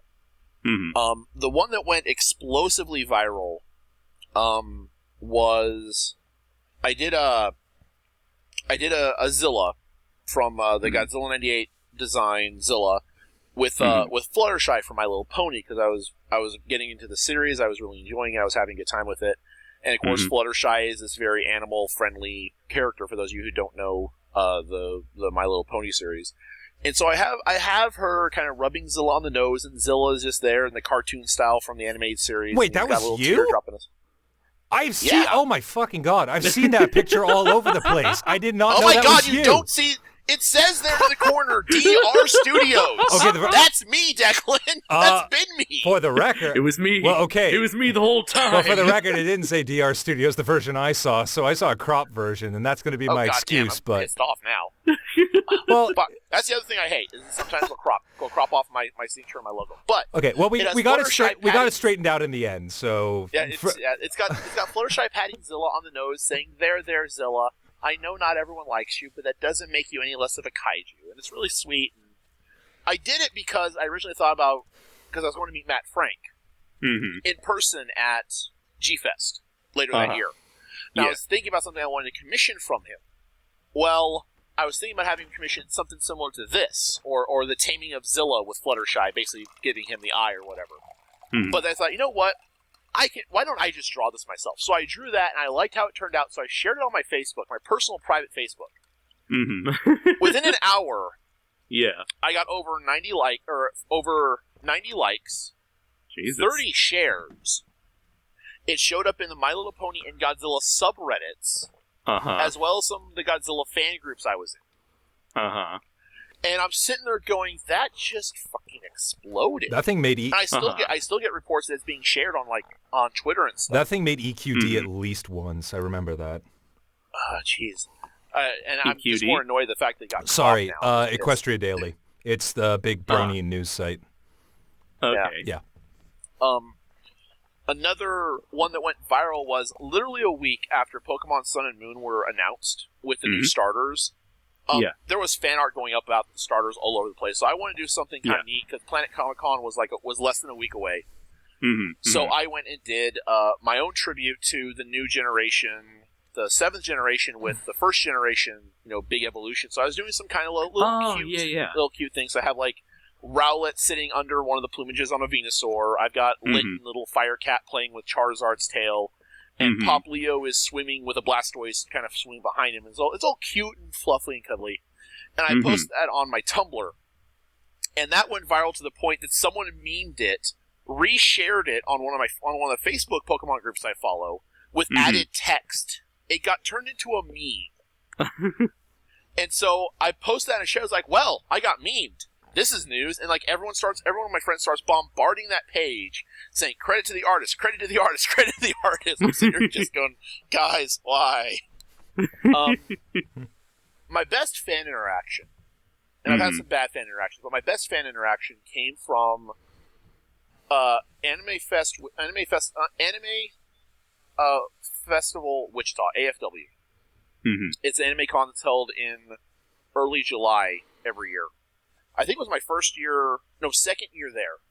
So my second year there, and it's late on a Saturday. And this couple walks up to me and they notice that I have some Sonic the Hedgehog art, and I'm of course a big Sonic fan. And so they're going over and they're looking through my folders, and they buy some stuff. It's like, do you have any Rouge? The Rouge the Bat. I'm like, I don't have any Rouge at the moment. I have plans for a print in the future. And well, could we commission you for something? Because our daughter's not here, so we want to get her something cool. Could we do a Knuckles? Could you do a Knuckles and Rouge? I'm like, sure. It's awesome. So they pay me for the commission. I work on it. 30 minutes later, it's done. I add a cute little charming text to it and everything else. I give it to the parents and I take a picture because anyone who gets a commission from me, I try and get a picture of them with the commission they got. Right. And then I don't see them until Planet Comic-Con the following year. The daughter is there with her mother. And the mother recognizes me. It's like, you drew us a commission. I'm like, okay, which one? The Knuckles Rouge. And I instantly recognized which one it was. And the daughter was there. And the daughter wanted to give me a hug. Aww. So I got up around the table and gave her a hug and thanked the mom again. And they bought some of my new Sonic prints I had. And then this last year at Planet Comic-Con, they were back with the dad this time. And I had some more Sonic prints that they wanted. So they've constantly bought any of my new Sonic the Hedgehog series prints that I've done. And again, some of the other people starting at Planet Comic-Con this year recognized my Pokemon one that I told you about here that ended up on Tumblr. And that one, they recognized that. It's like, I've seen this online. It's like, well, I posted online Tuesday. It's like, I've seen it. And by Tuesday, I had almost 200 shares and reblogs on Tumblr alone. So people are recognizing my art, but they don't quite know who I am. So that's kind of the thing there. And except if they've met me at a con, they know who I am, and they know I'm an easy guy to get along with. And I'm very, very open and friendly, and I don't try and put on this egotistical mask that some do. And I even ran into some other artists. Like this last year at G-Fest, I ran into artists who I want to do an art trade with. They recognized my work. They recognized specifically my kaiju work. They recognized it, and then they got part of that as an art trade. So, yeah, people recognize my work, but they don't quite know who I am. So it's kind of a little bit different than Declan's case. Like, you're voicing Pilot, that's awesome. Whereas, I know your picture. I don't know who you are. So it's a little bit of, it's a twist. I guess I was kind of guilty of that as well. Where it's like, I recognized your art, and then I was like, oh, okay, you're the guy who's been doing this stuff that I've seen in the past. I've been working with this guy for over a year now, and I just had one of those moments, so you're forgiven. Right. I thought I showed you that, too. I thought I showed a couple of people on the last project. Maybe you did. Maybe I was drunk when that happened. I was doing a lot of drinking during that project, so you never know. Let's be honest, we were kind of drunk quite a bit, so... I poured myself a celebratory dram of Green Label for this for my first interview. So I've been enjoying that on and off when you've been talking too much about kaiju. Right. So expect that. Denny and I's relationship is more or less like the case of an immovable object meeting an unstoppable force. We just sort of have reached this energetic equilibrium where we both fling enough shit at each other that it cancels itself out, and something productive comes out of it somehow. Right. Where you can just throw insults at one another and it won't even faze you. Some of our best work has come from that. Oh Oh yeah. I love it when friendships get to that point. Usually, if we're not flinging insults at each other, something's wrong. Yeah. Danny, you're being too nice. Who died? You obviously know who, but Aww. Yeah, I shouldn't laugh at that, but nah, it's okay. yes. Well, I guess that leads to my next question. Like going from considering what you guys have been talking about, I'm thinking about like going from fans to convention experiences. Ooh. Since it seems both of you have had your fair share of experiences at conventions, and so what were some of your best and worst experiences in conventions? This I can go on for a very long time about. So I'm gonna let Denny go first. Okay. There have been very few conventions I've actually had a bad time at, and the worst one I had was the second convention I ever was at, and that was SogenCon 2012. Part of the reason for that is I think I was just off in the side. It was my second con ever. I was unknown, but I ended up making some good friendships there, and it was just kind of very, very lackluster. So, not a very good experience on that. The other kind of bad experiences I had, like this year, 2016 has been kind of a bad year for conventions. I haven't been doing very well at a lot of them. For example, last year was a very good year for me. I had a very good time, made a good portion of my expenses back, and just this year has been almost the exact opposite effect. It's been a drain on my expenses. It's been kind of a drain on my time. There have been a couple conventions. The best convention experience I've had in the last 4 or 5 years was at the first year SuperCon in Sioux Falls. And it almost started off like it was going to be the worst experience you would ever imagine. Because the artist alley and the dealer's room were only open for 2 days, Saturday and Sunday, in the basement of the hotel. And the dealer's room got it set up on Friday. The artist couldn't set up until Saturday. It was a tiny, tiny, tiny little room with 12 tables. A couple of the artists required 2 tables each. And so it was very tiny, very small, very cramped. But it had the wonderful effect of we got a crap ton of traffic. The con staff made an effort to tell patrons where we were, show them down to where we were, because we were right across from the deal room, but our entrance for the artist alley was just around the corner and down the hall about another 10 feet. My stand was wider than everyone else's because I couldn't stand it up because the ceiling was too low. So extended all the way over to the door, so as you turn the corner, you can see just inside the doorway into the artist alley that you see art hanging up. And so that's where people went in. Of course, the staff was bringing them down there to us. They were directing them to us. The staff came down and made sure we had water, and actually did food runs for us from the kitchen in the hotel. Like they give us a menu, we circle stuff, give them money, they go make the payment, give us their change, and then when the food was ready, they come down and brought it down to us. No other convention I've been at has done that. Ever. We were also lucky enough in that we were the only room in the hotel with working AC. And we got packed. Like, we had to the point where we were basically, you had all the artists in there, as packed as we were, and what little legroom they had, and what little maneuvering room the con visitors had, that was packed too. It was the best show I've done this year. It was better than Planet Comic-Con, which is easily 10 times larger, if not 20 times larger. And Planet was a very bad experience for that. I see. What do you think has led to this decrease? Is it just like a decrease in overall con attendance? Oversaturation. Oh, now, really? I'll put it to you this way, in the fact that I think we have too many cons going on all over the place. Because the thing with conventions is, in certain niche groups, you can make a living doing convention trips. And even stars of TV shows can make more money at a single convention than they get for an entire series. Yeah, I think people like Jason David Frank, the actor who played the Green Ranger on Power Rangers, he's been just doing like the con circuits like all year round. Yes, he has. And I actually got to meet him at Planet Comic-Con this year. Oh, nice. Because he was outside the hotel. I got to meet him outside the convention after the convention hall was closed, watching a fire eating performance. Mm-hmm. So that was really cool to go and watch. I got to get a selfie with him.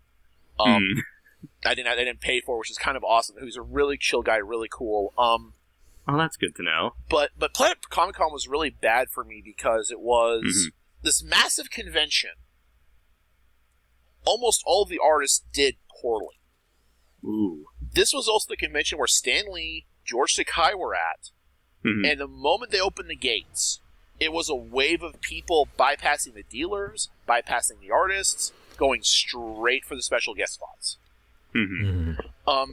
But my main point about it being oversaturated is that if you look at a convention schedule, and I have a lot of friends that do the convention circuit as cosplayers, as artists, some of them even as special guests. They're doing there's almost a convention every other weekend that they're going to. And I think part of the reason is that it's oversaturation and there's a high level of competition, especially for artists in my line of work, that you've got to do something really amazing to stand out. And that becomes part of the problem. And I think smaller conventions I do better at as a general rule because the competition is there, but usually I'm on the higher end of the competition. But when you go to some of the bigger shows, you have a lot more people who have a variety of talents and a variety of product that they're trying to sell to the masses to get those fan bases. And just Planet, there was just so many of them. And there's another rant I have about the way convention artists make their money, but at the same time, it's a rant for a completely different discussion. Of what I call "Show Me Your OW" or "Show Me Your Original Work." Which, for the record, I had a hand in. That came. Yes. Which conversation did that come out of? Was it like the last conversation we had? No, that was before. This was months back. This was back in. We were drinking. I do remember that. We were drinking. We were drinking. I was having a bad time. Yeah, because I think that would like lead me to another question, but I do want to hear from. Well, Declan that's actually honestly a kind of a perfect segue because that was actually one of the things that came out of some of my convention experiences. So full disclosure, I'm going to go. I will keep this as short as possible, but I'm going to go right to the beginning of my experiences at conventions because the first convention I ever went to was Fan Expo in Toronto in 2010. For those south of the border who are, or just anywhere else in the world who are unaware, Fan Expo is basically Canada's equivalent of like San Diego Comic-Con. It's the big one that everybody comes to. And the one in It's like Canada's biggest con. Yeah, right? in Toronto, it's the biggest one by a long shot. It gets all the big stars. It's everything. It's horror, anime, sci-fi. I think they've also done like big reveals over there as well. They previewed some Tron Legacy stuff while I was there, and they had Bruce Boxleitner there, which was really cool. The year I went, Hobby Star pulled its absolute dickest of dick moves when they oversold the convention and locked the doors when it was at capacity. What? You can go look this up, and I was in the convention hall at that time. I just finished. The people I was with, they'd gone back because one of the people I went with was an ex who was a cosplayer. She was going to get into a beautiful Belle from Beauty and the Beast ball gown that she'd spent a bloody year making with the metal hoops and everything. She left to go get changed into that. I was standing in line for something, and I got a text message from her saying, "Don't leave. They've locked the doors." And I was like, "What?" Was she locked out? She was locked out, and I was like, "What?" What do you mean?" And she's like, "It's like they've oversold the convention. They're not letting people in." And over the course of the Saturday, it got around that they were still selling new day passes, but not letting people who'd bought 3-day passes in. And that was about the point. And looking back on it, like in retrospect, I actually remember walking past when that news had clearly gotten out and seeing a wall of people standing. Like shouting, like slogans, like it looked like a political rally. It was everything from just people cheering. There was this one guy rabble rousing at one point where he's like, "Who wants to go find someone from Hobby Star and get our fucking money back?" It's like, "Yeah!" And I was just like, "Oh, get him!" There was a point where there was a chant of "fuck Hobby Star" going. Imagine there's like a Hobby Star guy. He's like, I say we let him go. Oh dear God, Hobby Star was in full bloody damage control after that debacle, and rightly so. And that was my first ever convention experience, and never mind the whole bullshit around that. It kind of turned me immediately off of big conventions pretty hard because there's a certain point at which I feel like you get to a convention and there's just too much. Like you're either there to go gawp at people who are famous or you're there to shop. And I'm not a big nerd shopper, so I mean I got my little odds and ends, but that was about it. I didn't spend a lot of time, buying a whole bunch of expensive paraphernalia because that's not really how I experience cons. After that, I actually didn't go to another convention until I went to BronyCon in 2013. And because I'd gotten into the pony phenomenon through my degree, actually, because when that whole thing happened, I was studying, as I mentioned earlier, philosophy and psychology, and I was just fascinated by the whole thing. I was like, what the fuck is this? Like, because I mean, I thought it was going to burn out after like a month or two, and it just kept going. And I was like, okay, now it's just like, I have to understand you. I must know your secrets. So who are you? Kind of, yeah. And it became a bit of an obsession for a while, just trying to like figure out, it's like, why do people like this damn show? And I mean, I got into the show before I went to the con, but it was the con, the documentary that John Delancey was doing, because I wanted to see his perspective coming from his history with fandoms like the Trekkies, and I was just like, okay. Was that that Brony documentary? Yeah. Was that the one that was funded on Kickstarter? I funded that one, actually. I helped fund that one. Because I wanted to see... What was it called? Like BronyCon, the documentary or something like that? Brony's the Unexpected Fans of My Little Pony, I think, is the full title. I funded it because I wanted to see John Delancey's perspective, but at the same time, I was like, you know what? Screw it. Like, I want to experience this firsthand. I'm graduating. I'm going to get a gift out of it. Didn't tell my parents the nature of where I was going, just that I was going to Baltimore. They were a bit mystified. Surprise, Mom and Dad. They were a bit mystified as to why the fuck I was going to Baltimore, but it's like, all right, well, whatever. Just have fun. You don't need to know. Have fun. Don't get shot.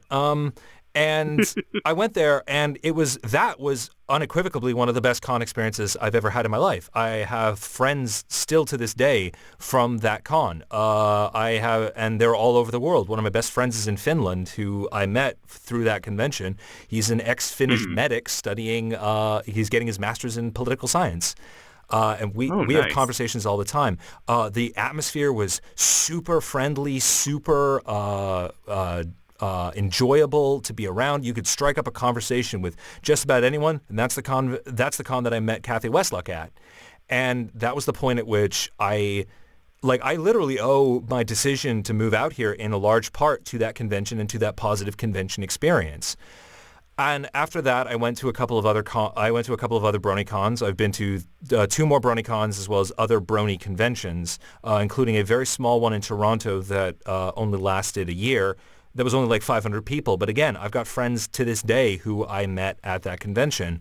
And I started noticing this trend of the more people are at a convention for a specific thing that creates the sense of community, the better the convention is.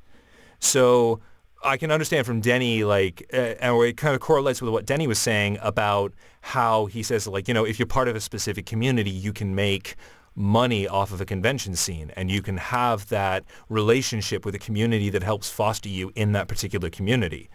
And that was my experience as an attendee, stressing the fact that I was an attendee at these cons. The Brony convention scene, I feel, has declined somewhat. For example, I do know that BronyCon's numbers dropped by something like 30% after this last year. And I think that in general, part of the problems that a lot of conventions are having now is affordability and finding ways to cover the rising costs of bringing in stars, bringing in special guests, bringing in just affording the venue where they happen to be at, the hotels, the subsidization of the hotels. That's all really expensive, and the economics of conventions are getting, in a lot of places, completely impossible. And that's why you're seeing some of these cons have a completely successful year one year and then shuttering the next. But to bring it all back around, one of my last convention experiences, and one of the few non-Brony convention experiences I had, was Fan Expo Vancouver, which is sort of the West Coast little brother version of Fan Expo Toronto.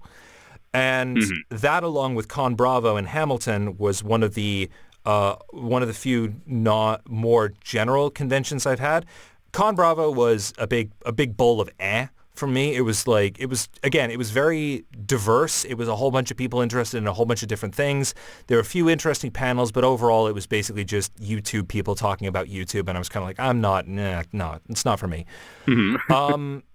With Fan Expo Vancouver, I went as a vendor with Vitaly, and that was an eye-opening experience. And I've got to say, there were points, and this is where the whole show me your OW thing comes from. We had Vitaly works with an art team for Romantically Apocalyptic. It's not just him doing the art. And one of the right, because you told me that like the artwork was like a combination of like photoshopping and painting. Some of it is painted backgrounds with live actors, and then some of it is just straight up painting and things that you just feasibly can't do with actors. And Vitaly has a lot of friends around the world, a lot of them in Russia, who do a lot of this art for him. So he represents a lot of them at these conventions. He's been to various Brony conventions. I kept running into him at Brony conventions, actually. So he's been to all these different cons. And he was there, and I was sitting there with him, and he's got his original art books with these beautiful photo paints, this amazing work. And it was interesting talking with him because he himself never does fan art. He when I talked to him about it, he's like, I don't understand the idea behind it. Like, why would you draw somebody else's stuff when you can do your own? And I'm like, well, yeah, exactly. But he had a lot of fan art from other people. And the number of people who came by in Doctor Who fezzes and anime wigs who would completely ignore all this beautiful artwork that Vitaly himself did, all this original artwork that they didn't necessarily recognize, and they'd latch onto that one image that they saw. It's just like, oh, it's Zolo from One Piece, or oh my God, it's Human Fluttershy. I'd be just like, are you fucking kidding me? Like, are we really at a point where people are this, like, bam, that's the only thing I care about? Like, you come to Artist Alley, the one place where you can get away from the whole endless Hasbro, WB, DC, Warner Brothers, like, all that stuff.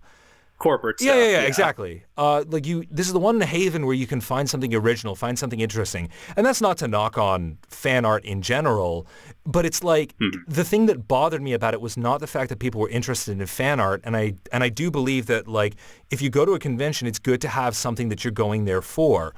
But especially if you're going to a big general convention, go with an open mind. Go and try and discover new things. Enjoy the fact that there are other artists who might not necessarily do the sort of things that you do, but you can appreciate their art and their craft, especially if you're going to bloody Artists Alley. Like, if you're going to San Diego Comic-Con to shop and you just want your officially licensed, like, Dakimakuras or whatever, like, I don't think there probably are any of those, but whatever.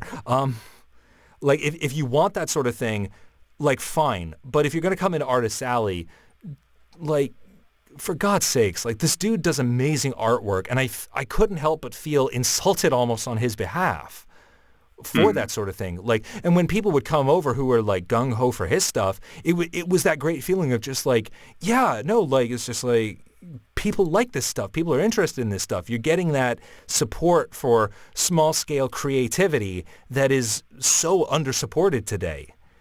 And I think that side of conventions is what we need more of. And I've seen it, and it's beautiful, and it's glorious, and I love people. And we had people who were like, there was this one super rustic family from Alberta, and they would just come over, and it's just like, well, what the hell's this here? And they're just flipping through it, and it's just like, oh my God, this is so damn funny. I fucking love this. Like, that was literally how they were talking. Like, all they were missing were cowboy boots and hats. Yeah. But like, they were super into it. Like, more so than you'd expect people like that to be into, like, this weird Russian comic with, like, this with, like, these odd photo painted visuals. And, like, that's the sort of attitude I'm just like, we need more of that. And when you see it, and when you're at a con where that's there and people are open and supporting, it's the best feeling in the world. It's the best place in the world to be. But if the con is missing that, And I feel like a lot of these bigger, more nebulous cons where like they've got a little bit of everything people tend to segregate and people tend to get into their cliques and they don't want to explore. And it's a shame because there's a lot of really cool stuff at conventions if people are willing to explore and investigate that. There's another aspect to that, I think, because even as some more nebulous stuff, even if like Planet Comic-Con, huge conventions, I just see the same artwork. Not necessarily the same pose or like art theft or anything else. I'm not saying like that, but like, I see the same characters. Oh, like that flavor of the month thing we talked about. Yeah, especially like with Undertale. Undertale, and my issue with the entire from the position of the artist as an artist trying to make a living doing conventions. I really want to avoid having to settle onto the flavor of the month. Like this month, it's probably going to be Flash again because Flash is starting up, or any of the CW stuff starting up here. So Arrow, Supergirl, any of that CW stuff's coming up here. The Warner Brothers stuff. The other thing is like when Undertale was exceedingly popular. I really don't want to hop on the Undertale bandwagon, and I haven't. But I really think it's kind of disturbing that I see people do all of this Undertale fan art, these buttons and stickers and these prints, and they make freaking mint. Oh yeah, because people want that, and I'm sitting here going, why? And I don't want to get down to that level because I think that as artists and as creative people, that we have more to offer than just a recreation or our imagining of this particular thing. Now, don't get me wrong. I like drawing fan art of stuff I enjoy, and I can take something I don't enjoy, and I can do a damn good visual of it because I have that skill level, and that would probably sell. Like Kingdom Hearts, I could do a Kingdom Hearts print. I can do it well enough that it would sell like hotcakes. I'm not a Kingdom Hearts fan, but I have enough respect for the material that I can do that. But I don't want to do that. I don't want to bend down to that flavor of the month. I think, back to my original point, that we have enough original ideas and enough skill that we should be able to push forth and produce for the world our own takes on tropes, our own takes on stories, our own characters. Absolutely. That's what I've been doing at a lot of conventions this year, specifically starting with Planet Comic-Con, which is after we had this discussion with Declan. I even posted this on the Artist Alley International Facebook group as a Show Me Your OW rant, saying we need to start a thing where if we do self-promotion, we should stop as artists trying to push forth a flavor of the month, whether it be Undertale or Pokemon or Marvel or DC or whatever hunk is in the next Jason Bourne movie. Who cares? And start doing our own things, our own original work, because we have something to contribute to the larger media picture in that instance. And that's kind of what's helping why I'm going forward with Marshal Star, because there are tropes in there. Yeah. There are anime tropes in there. There are Western tropes, sci-fi tropes, fantasy tropes. But it's our own take on that, and I think that gives our stuff a different place than if I was doing, say, a Flash tribute, or if I was doing another Godzilla piece. And I've gotten a lot of requests to do more Godzilla art, more kaiju art. So it's that. But I think as artists and as creative individuals, we have the ability to put forward something new in this entire sea of the same stuff over and over. Planet Comic-Con, it was there. It was the same. Like all the stuff is the same. I go to smaller conventions. I see some of the stuff is the same, but then I see a lot more original stuff because it's much smaller conventions, much newer people getting into the break. At Anime Alpha this year, I did notice that we did have the voice actor for Steven Universe, but I'm walking around their Artist Alley, which is like 7 people, myself included. I am seeing the same thing. Basically the same genre, the same show fan art, basically, on everyone's stuff. And it was very disheartening because I really wanted to see more original stuff. And if I go and I see an artist I like, and I'm looking at him going, okay, well, do you have any original work? Like, any original work this year, your original characters, and not the OC kind of thing, but like your original story, your original you mean like character. Original character within a previously established fiction? Your original Right, work, because- just something that's not something that is not just derivative fan work. Right, and again, like I don't want either of us to come off like we're bashing stuff, but I think intention, like there's two sides to this equation. There's the intention of the artist, And there's the responsibility of the consumer, which I think is very underplayed and is probably the most critical aspect of solving this problem that exists in the creative industry. Like, Denny loves Godzilla. That is beyond a shadow of a doubt. Believe me, I've heard more than enough about how much Denny loves Godzilla to believe him when he says that he wait loves till your Godzilla. birthday. Oh God, oh God. But so with Denny, like if Denny is drawing Godzilla and all of a sudden Godzilla becomes hot because there's a new movie that comes out, that's a case of just his interests lining up with popular interests. And he's just like, hey, that's awesome. And this isn't a just like, oh, I was into kaiju before it was cool. Like, it's not that. It's the fact that Denny loves Godzilla. Denny loves kaiju. Denny enjoys that sort of thing. I love things like, again, Farscape and Babylon 5. If I was talented enough to do art, maybe I'd do some fan art for that. But it would be because of the fact that I love it. And it's always hard, like, I don't want to, again, I'm not sitting here going like thought criminals about like why people are drawing Steven Universe or Undertale or any of that shit. But the important thing is that there is, even if you're not doing it just to make the money at the convention, you are putting it front and center because you know it'll sell, even if you already do it. You are part of that to some degree. And that's not the fault of the artists, I think, anywhere near as much as it's the fault of the consumers. And that's why I say, like, we need to get to the point where people are interested in things that aren't the same stuff over and over and over again. Like, because the consumer is like, people always say it's just like, oh, vote with your wallet. Well, and like people say, you know, people complain about not being able to do, the artists complain about not being able to do original stuff. And they're like, oh, well, we have to abide by market forces. Well, who are the market forces? They're the consumers. So consumers, everybody listening, I'm not saying that you can't like what you like. I encourage you to like what you like, enjoy what you enjoy. But understand that when you choose to invest in something and buy something, that does have a consequence for people like Denny and I. Because every time you buy something that you like and then buy it again and buy it again and buy it again, you make it more profitable, which means that everybody swivels in that direction because everybody needs to eat. And the profit margin is shrinking the more and more people are jumping on that thing, trying to get to the point where they can have a meal at the end of the day. And that's why artists, I think, are in the position that they are and complain about things like this and have these rants about just like, God damn it, why can't we get anything original anymore, is partially because the market is very unreflective about what it consumes. And that's why we have umpteen number of sequels. Like, you want to know why we got a Ghostbusters remake if you're still pissed about that? It's because The Force Awakens did really, really well.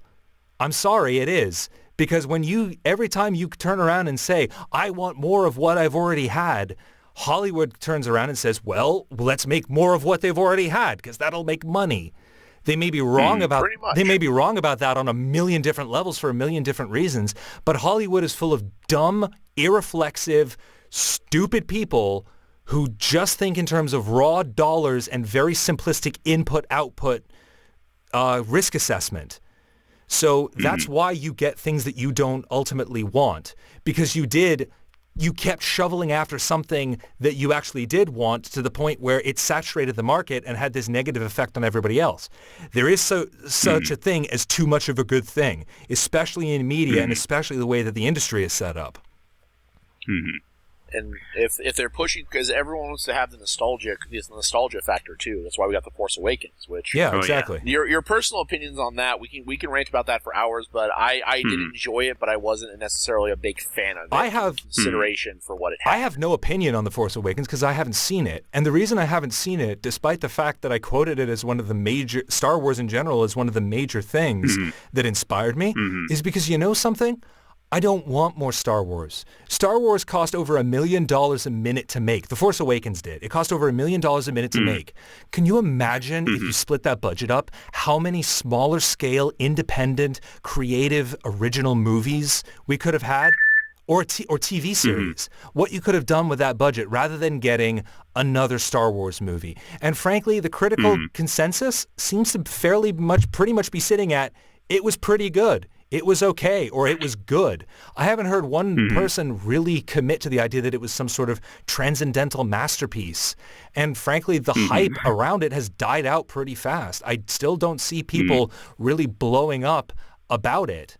Like, same thing happened with James Cameron's Avatar. Like, everybody has everybody has this big thing that they get all excited about. It happens, and then everybody's like it was going to be like the second coming of Christ. Yeah, and it just happened to be the second coming of Kevin Costner. Like, and then it left no real. The thing with Avatar is it left no real pop culture footprint. Exactly, yeah. Right. Which is you don't see any cosplayers doing. You don't see any like Avatar cosplayers or Avatar like fan art. I've seen pictures of them, so I know they exist. I just have not seen them myself. Well, and here's the thing too, because you're also talking about a series that, and again, maybe this is factoring into the calculus. James Cameron made an incredibly wonderful movie that made a shit ton of money for him and for Fox. But here's the thing: we still don't have Avatar 2. In fact, we're supposed to be waiting on like 3 or 4 more of those bloody movies, but we don't have them. And the reason we don't have them, I think, is because even though it's had this immensely successful movie, it's not got the brand recognition that all these endless remakes do. And we're now at this paradoxical point where if Paul Verhoeven came to a studio today and tried to pitch RoboCop, it would never get made. George Lucas, if he tried to pitch Star Wars today, it'd never get made. But we're getting them remade unnecessarily because Hollywood is running this algorithm in their heads where they say, this brand recognition will bring us in this money back. And that is happening on a micro scale when people get too precious about certain franchises with small-scale creatives where they're just like, we don't want to see your small-scale creativity. We just want to see you applying your style to the thing we already like. That's not a healthy environment for creativity to grow in because you can't eat and be creative in that environment, and at which point you either get people being uncreative or starving to death. That leads me to my next question, and that is that I've seen several articles about this recently about people who have been complaining about certain convention artists. I almost wanted con artists, but that's a whole other thing. There's a lot of overlap in some cases. The con artists, the convention artists, it might be the same thing. Yeah, exactly. Articles complaining about how certain artists at conventions rely solely on fan artwork, and that people bring up like these certain articles would often bring up like questions about whether or not it's actually legal to produce artwork based off of copyrighted characters.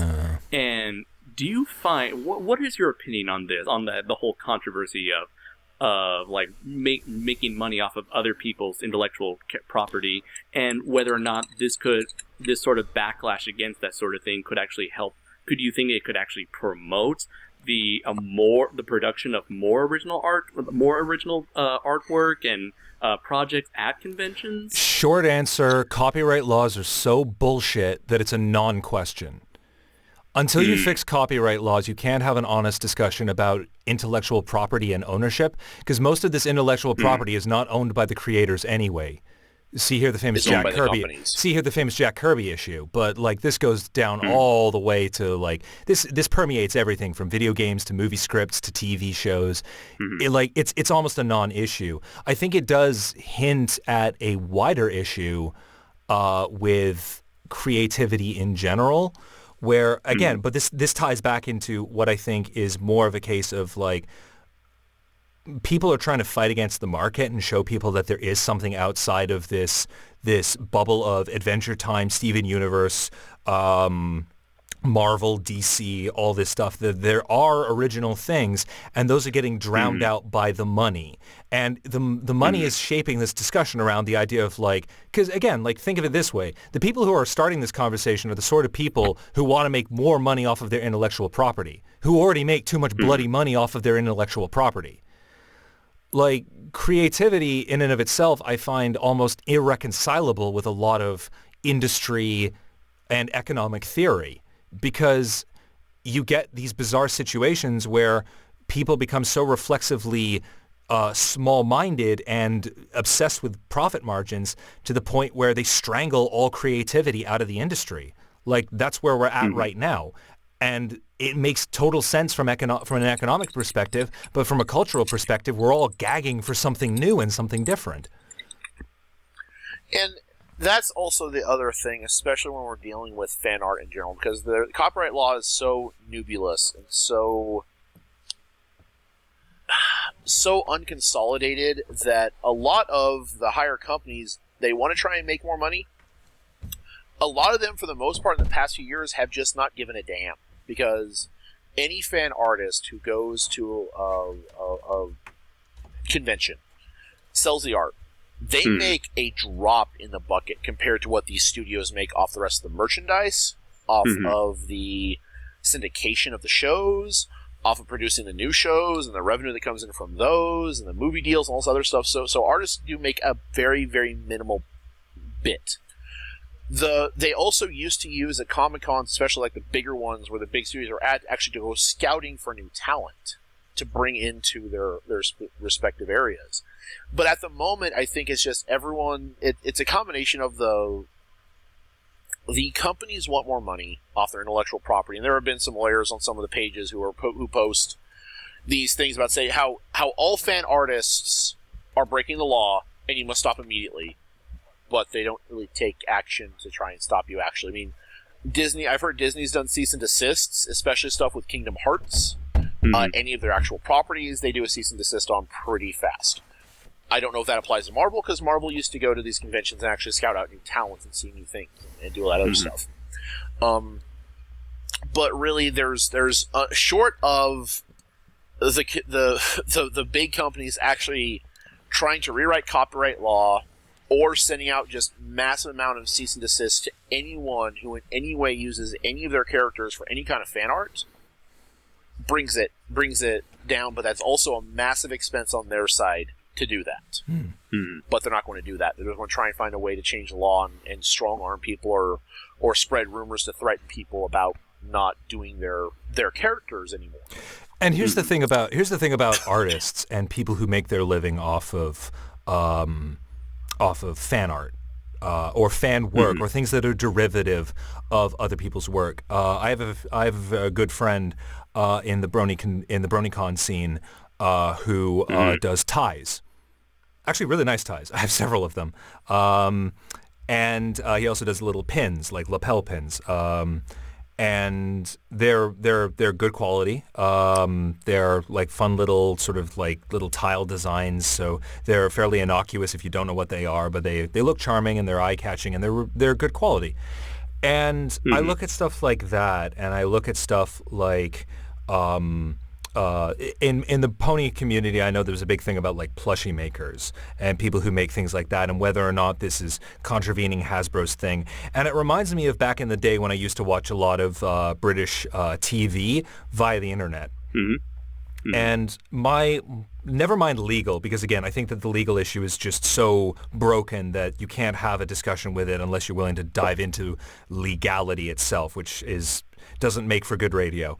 But my moral argument is this: if you are not making the product available to me through means with which I can legally acquire it, then there is nothing wrong with me acquiring it another way.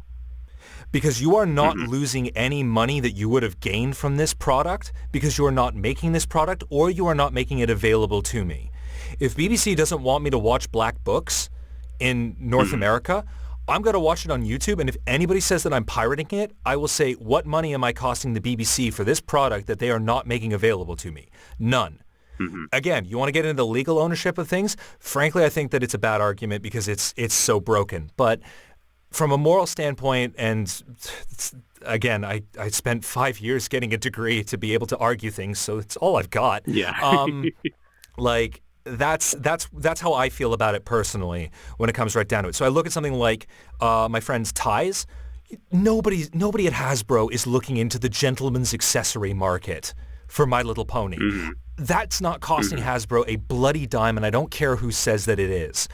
Like, Hasbro's not going to make that product. Screw you. Plushies, they started making plushies. They started contracting plushies out. That's where it starts getting into an area where it's like, okay, now we're having a more nuanced discussion. But again, like people are going to make this stuff. It's related to this product. Never mind the whole defense necessity of copyright in U.S. law. If it's just a case of like, somebody wants to make a Kingdom Hearts mashup, people have been doing mashup fanfic and mashup fan art for years and bloody years. These companies literally, legally, and financially cannot do those sorts of things because of all the contract BS that's going around. You're not losing anything. Leave your fans alone, especially if you actually want to show respect for them. And it costs so bloody little, especially in this modern day and age. Think of all the lawyers you don't have to hire to go after these people who are actually not costing you anything when you really put an ounce of thought into it.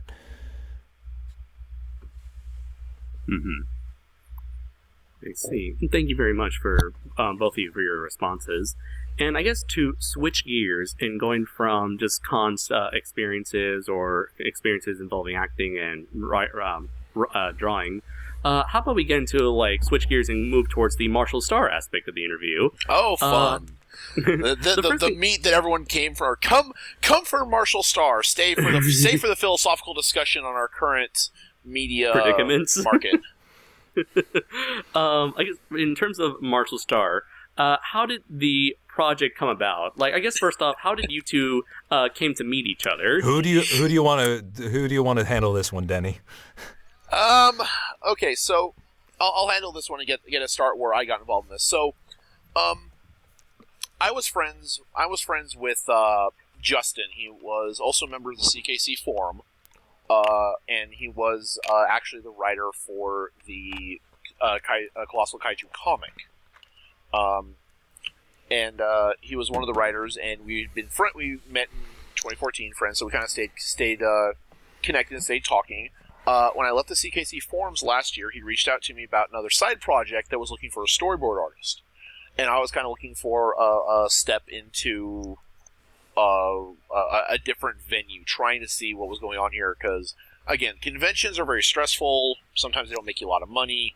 It's usually trying to make sure I have enough money for the hotels what it comes into, so I usually end up with a plus of zero. So I came onto this project as just a simple storyboard artist, and spent about a couple of months storyboarding a promo for this. About the time I got involved, when Declan was brought on as a voice actor and writer for the same project.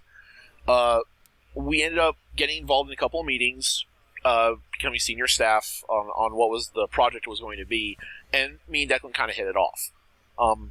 There was some talk about branching off into doing other projects. I did the very, very horrible thing of getting involved in a fan project, which I've never had a good experience with a fan project. Never really had a good one. I got a good experience with all the people that I worked on it with, but just the what happened in the fallout kind of took that away. So I ended up meeting Declan. We were talking, and we had back and forth conversations, and we actually had a pretty good back and forth going with us. And we'd stay up for hours talking about everything from the social economic situations of what it is for geekdom in modern pop culture, to the furry culture, to convention culture, to him trying to understand Godzilla and Kaiju and why me and Justin enjoy it so much. And what happened was they were discussing about trying to do some other projects coming up as other animation projects. And I had this idea that was just something it was a character concept.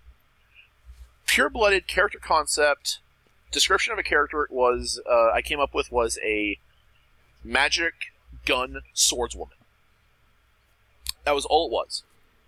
And so I got this idea back in last year, September, October sometime. I didn't go anywhere with it for a while. I talked with some of the other people in the project we were with just to bounce ideas off of, and it just kind of sat in the back of my mind. I did some sketches. I was trying to get something set in my head here for it.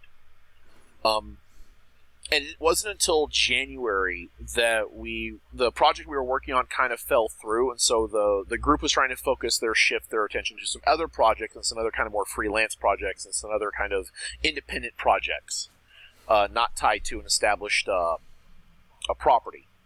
So I proposed Marshal Star, and there's an entire story about how it came to be after I started talking to Declan about it, because it was early February that I got home late from one day. January was a bad month this year. Had a friend pass away late January. We ended up going down and cleaning out his house. I got back late on Sunday. Declan was awake, so he and I I started bouncing ideas off him because I tried to get my mind off of what happened the last couple of weeks in January. Mm-hmm.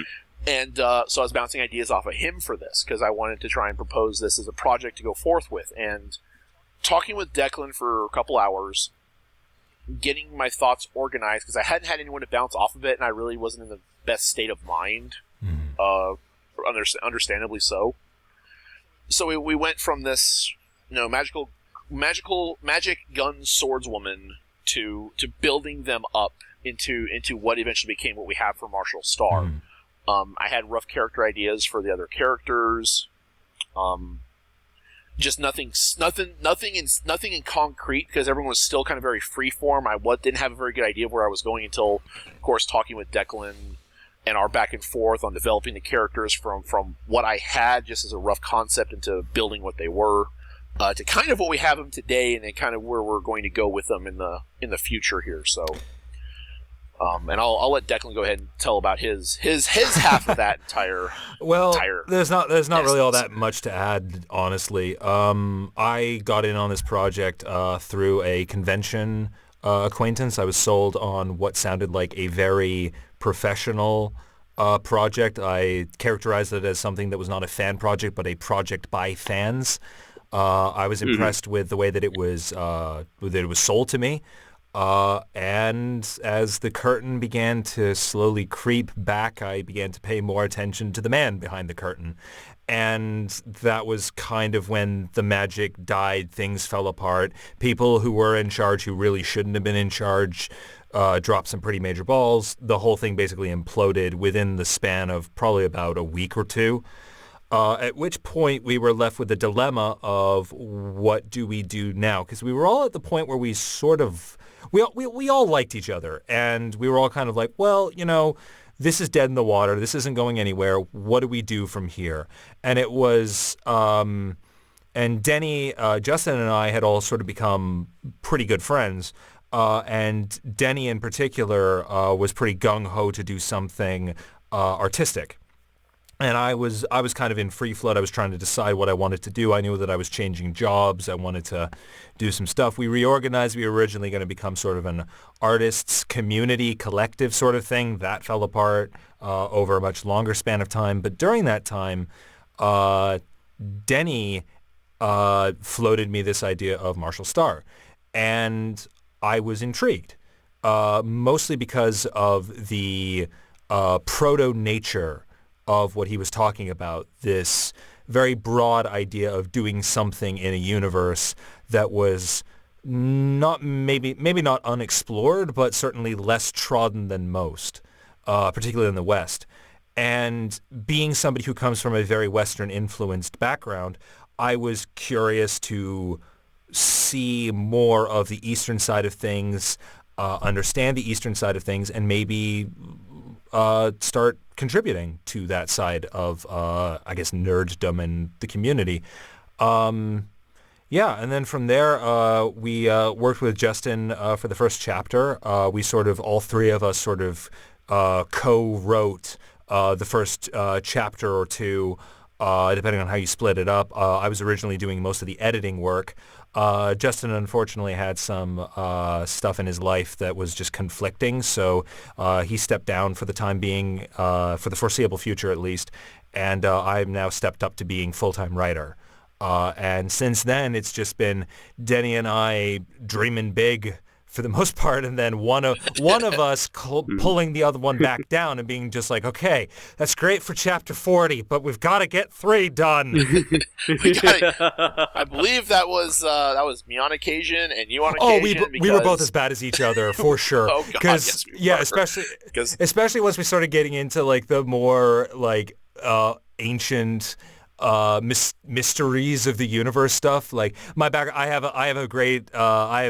a lot of fun and whiled away many a pointless hour reading like the Warhammer 40K wiki, and I love those sorts of like H.P. Lovecraft, like the things that dwell on the dark corners of the earth sort of stuff. So like I get on top of that, and Denny would be just like, and then we'll make the swords do this big explosion and the ships are gonna punch each other, and I'm just like, it's like okay, Denny, you're at a 12, you need to be at a 5. Like, bring it down. Okay. Dialing it back. Yeah.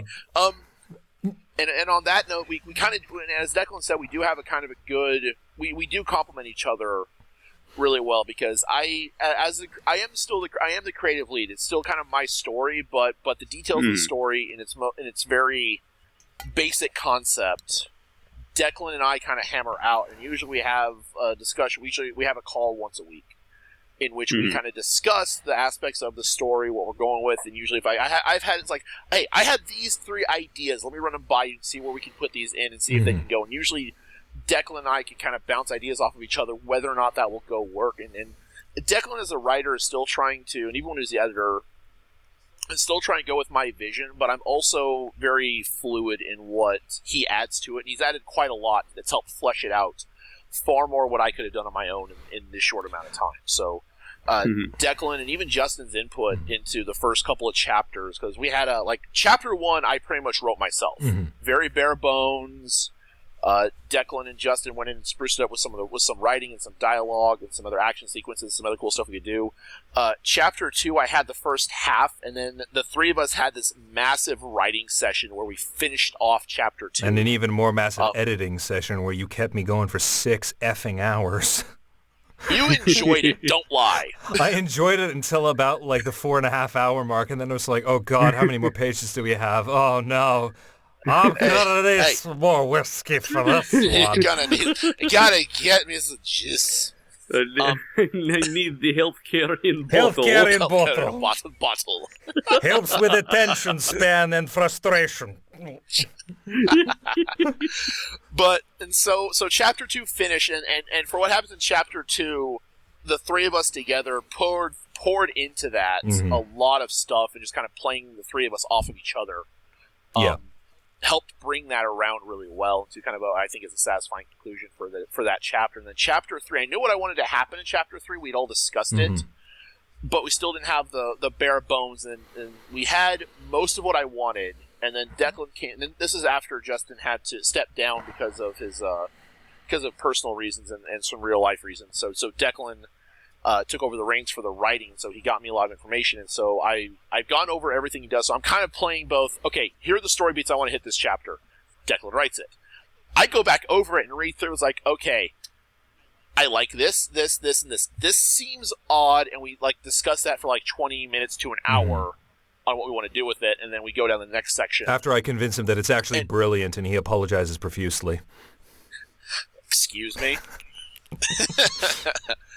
But no, Declan's actually contributed a lot to the writing aspect of that, and between bouncing ideas between me and him, we fleshed out the primary cast really well, I think, because for the cast, I had 3 different directions I want to go, and I finally settled on one with some aspects of the other, but not trying to take all 3 of these story tropes and stuff and force them together to make it work. It's just like, okay, pick the one that sounds the best, take aspects of the other 2 that you do like, and try and see if there's a way to work them into this character. If not, try and work it into another aspect of the story that makes it make sense. And I've also been trying to do a lot of the visual stuff with it too.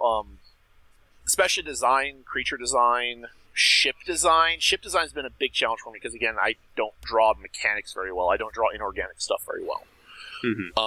And just thinking of how stuff the ship, I have a cool idea for the ship, and even Declan could tell you that I finally came across one thing that actually made me want to actually compromise what I wanted to do with what was feasible. And it's like, well, we're dealing with magic. We can deal with magic babble, so why not? I can do this. And I was really worried when I brought up the concept of what the ship can do to Declan and the others. I was like, is this going to be a little bit over the top? Is it going to be too over the top? And Declan's like, no. That's awesome. Yeah. It works. I'm like, yay. Yeah, I think that in general, as far as the art stuff goes, that's Denny's realm. The best I can offer is an opinion. As you've probably gathered at this point, I'm very good at opinions, but an opinion will only... Good is a very subjective term, by the way. Well, it saved your ass more than once, so... I ain't going to deny it, but I'm still going to give a shit over it. Of course you are. I'd expect nothing less from you, Denny.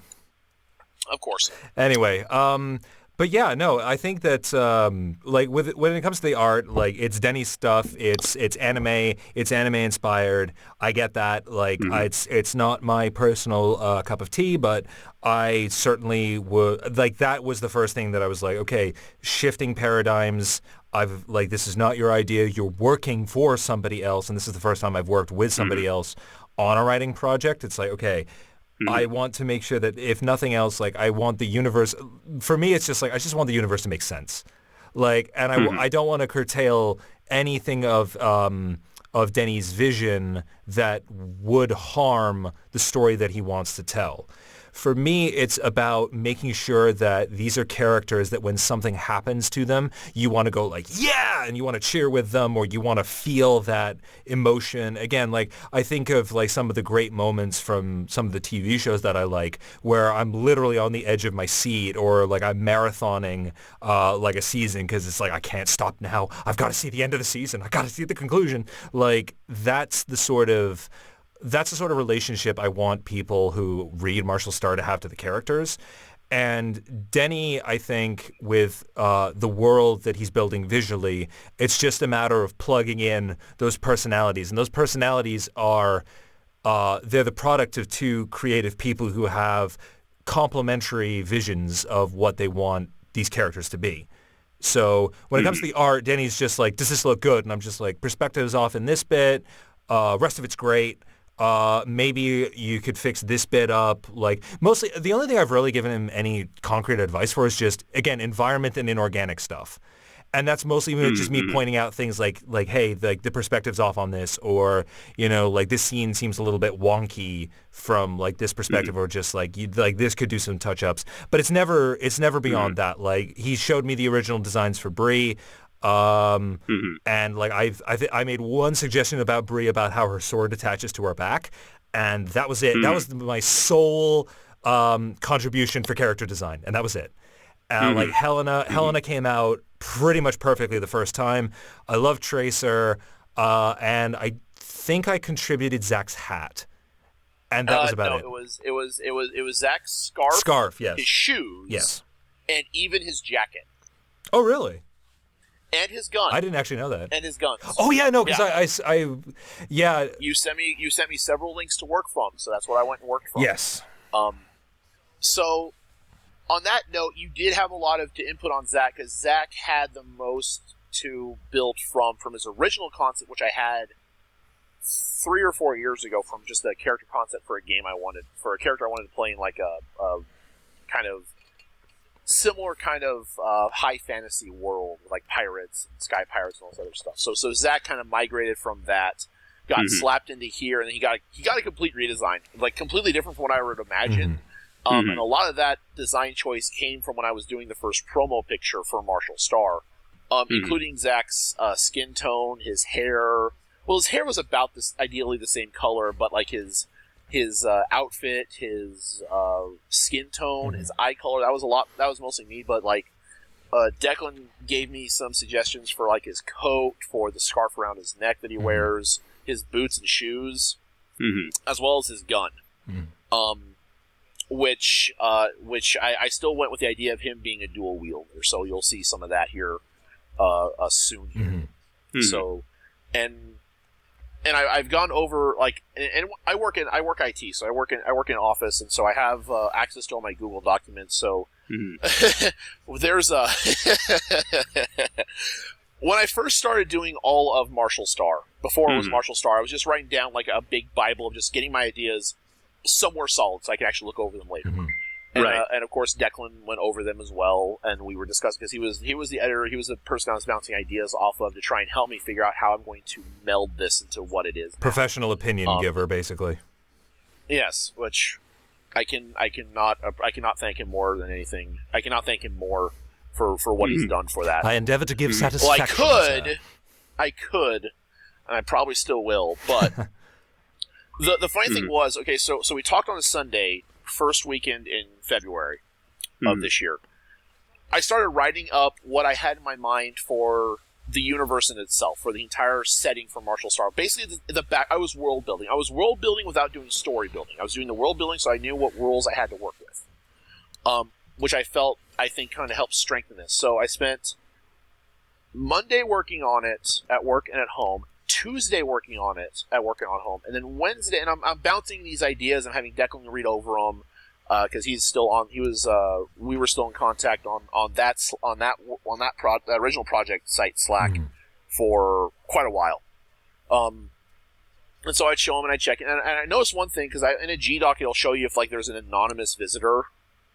And I saw there was an anonymous visitor, and I'm pretty certain it wasn't me. So the working title I had for it at that time was Dragon Star. So I did probably the smartest dumb thing I've done. I was trying to check to see if Google Docs was private. Like if you search for Dragon Star, if any of the results that pop up would be the GDoc I had. I put it in the Google, hit search. The first thing that pops up is Dragon Star is a tabletop RPG done by Fantasy Flight Games. And I'm like, what? So I panic. I have a breakdown.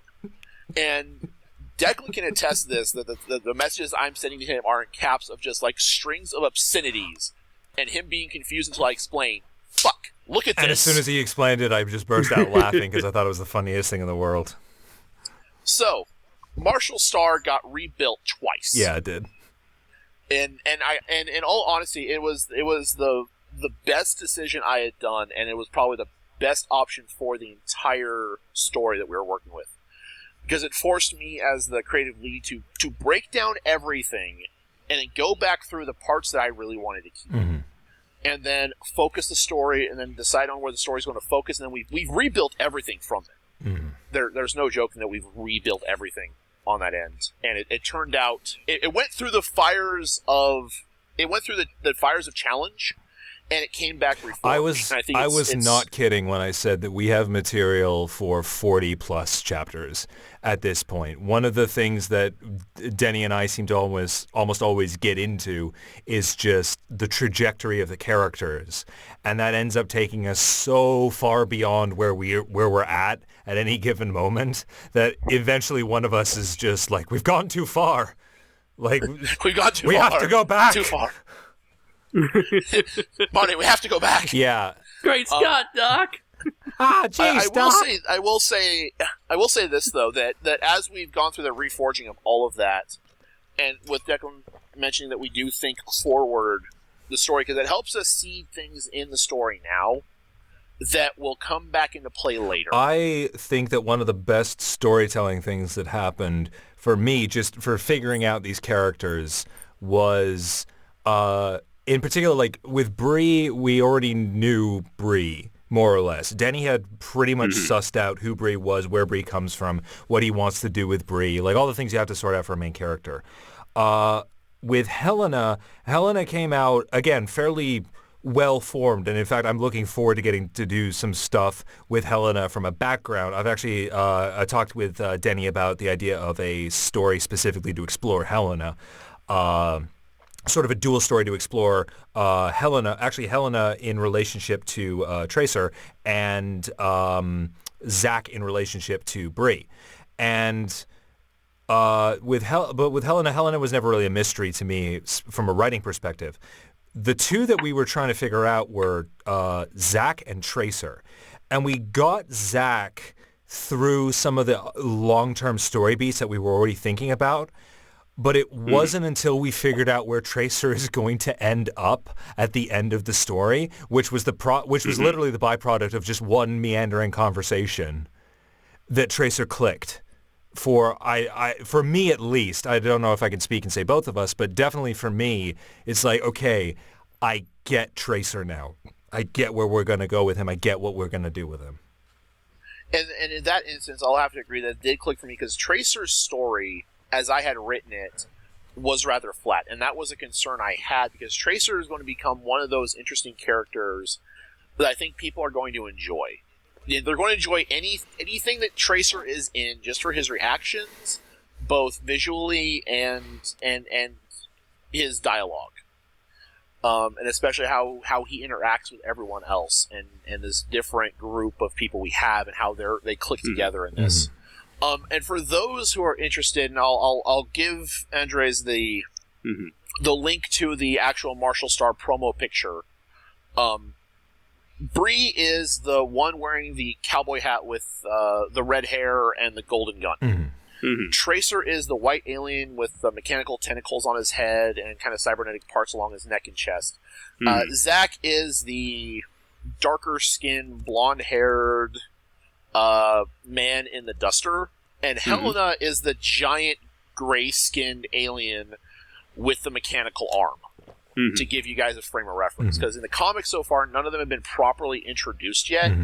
But the next few pages that are being developed will get them properly introduced for the story, as well as the action develops, and we get to see more of the characters and their interactions with each other going from there. But yeah, for Tracer clicked in that one conversation we had. That was like another 3-hour conversation. Oh yeah. That we had about Declan had this idea, and I let him run with it because it was similar to what I kind of wanted to do anyways. But with Tracer's story, it helped the character get a spot to where his presence can be defended, more or less. And the same thing happened with Zach. And the one thing about thinking all the stuff 3 steps ahead is I already have an idea for how I want the story to end. How I want Marshal Star to end, even though it may not end for years upon years. I already have an idea on how I want it to end. Okay. And so that's something I've already got down. And if any of that changes in the process of this, and the one caveat I've told Declan and I told Justin when we started is like, this is what I'm planning. If something comes along and we discuss through our writing process or Declan's writing process now that calls for that to be changed, I have no problem going ahead with that change as long as the story itself stays consistent, it stays entertaining, and it stays true to the characters. Okay. So, the next question I wanted to bring up was, I do want, because you guys have talked at length about the creative process about making the webcomic and how these ideas have gotten started. A lot of the inspiration behind the art, the characters, the process of communicating despite living in 2 different countries. I do want to know, what is for the audience, for the listeners, what is the basic premise to Marshal Star? What is Marshal Star? Marshal Star, I've done a lot of talking here, Declan. Do you want to take this, or do you want me to keep yammering? Since we're both in this together. For the record, I think I've done more yammering about pointless shit than anybody in this podcast, but I'll give it a whirl. I've certainly proved my competency at spouting bullshit. Ladies and gentlemen, the bullshit spewer, Declan, now has arrived. I have the bullshit artist, according to the World Part 1. I always tell people I have a double major in being annoying to talk to because it's not that far off. But yeah, well, Marshal Star. What is Marshal Star? I wanted you to pitch it to us. You're at Marshal Star is a wonderfully marketable product. You're going to make so much money. It's going to be fantastic and amazing and amazingly fantastic. These characters, they'll make your head spin. I swear to God. Anyway. All right. Trump impressions off the board. It's going to be huge. I have to get it in while it's still relevant. Before either the election's over or we're all dead, whichever one wins. Beside the point. Marshal Star. What is Marshal Star? Marshal Star, to me... That's like the $6 million. That's like the $1 million question. Yeah. I mean, it's a. You talked about Marshal Star. But what is Marshal Star? It's a bit like, honestly, to me, it's a bit like asking like somebody to explain any franchise. Like you think you can do it easily, but the more and more you think about it, the more involved you are with it, especially, the harder it is to sum up in a pithy, sort of like synopsis-y way. Especially given the fact that I don't want to get too deep into. A lot of the things that we're going to be getting into. To sort of tease at it, though, I think really more than anything else, it's a story about transition and change. And it's experienced from the perspective of a person who, by a rash, perhaps impulsive and inadvisable action, has sort of broken a system at a very critical time. And that's not going to become apparent for quite a while yet. But because and one of the things and the reason I bring up Farscape is because one of the things that I loved about Farscape was that and for those of you who are unaware of the story of Farscape, the whole idea is basically like this astronaut gets blasted across the universe after getting sucked into a wormhole and just ends up in this completely alien part of the galaxy, star system, wherever, and he just sort of gets dumped into this alien world that he has no understanding of, no idea about how anything works. And worst of all, he gets dumped in at a very delicate time period where he also ends up at the nexus of this group of criminals who are actually, and he becomes extremely important to a very menacing person. And that's kind of something, there's a similar aspect of that with Bree and the reasons that she's in the frontier, the reasons that she is a marshal, she becomes a marshal, and her friends and the aspects that they all represent, which once you begin to get a wider picture in Chapter 3 of the universe and how Bree is situated in this universe and where her friends are, you're going to start to see a bit more of that bigger picture where you start realizing that these are characters who are emblematic of a larger shift that is taking place in this universe. And their journey is going to be equal parts. It's one of those cases of a journey that's equal parts farce and tragedy, I think. Not to get not to get too hoity-toity about it, but like this, we want to have a lot of fun with it. Like we're not going Joss Whedon level with the over-the-top quipping, but we want people to feel like these are real people. One of the problems I find a lot of people get into when they're writing something that's serious is they tend to make everybody dark and brooding all the time. And when everybody is dark and brooding all the time, when something bad happens to them, it's harder to sympathize because you already feel like they're a miserable piece of crap. And then they get even more miserable and you're just like, oh, well, now I'm friggin' depressed. Like you empathize with them less. One of the reasons that I really love working with Denny and I really love the story of Marshal Star is that we're seeing this through the eyes of people with all very different perspectives, very different personalities who are going to inhabit that broad range of emotions and personalities that any group of people would approach any life-changing or world-changing experience with. And we're going to get to see that history unfold through them.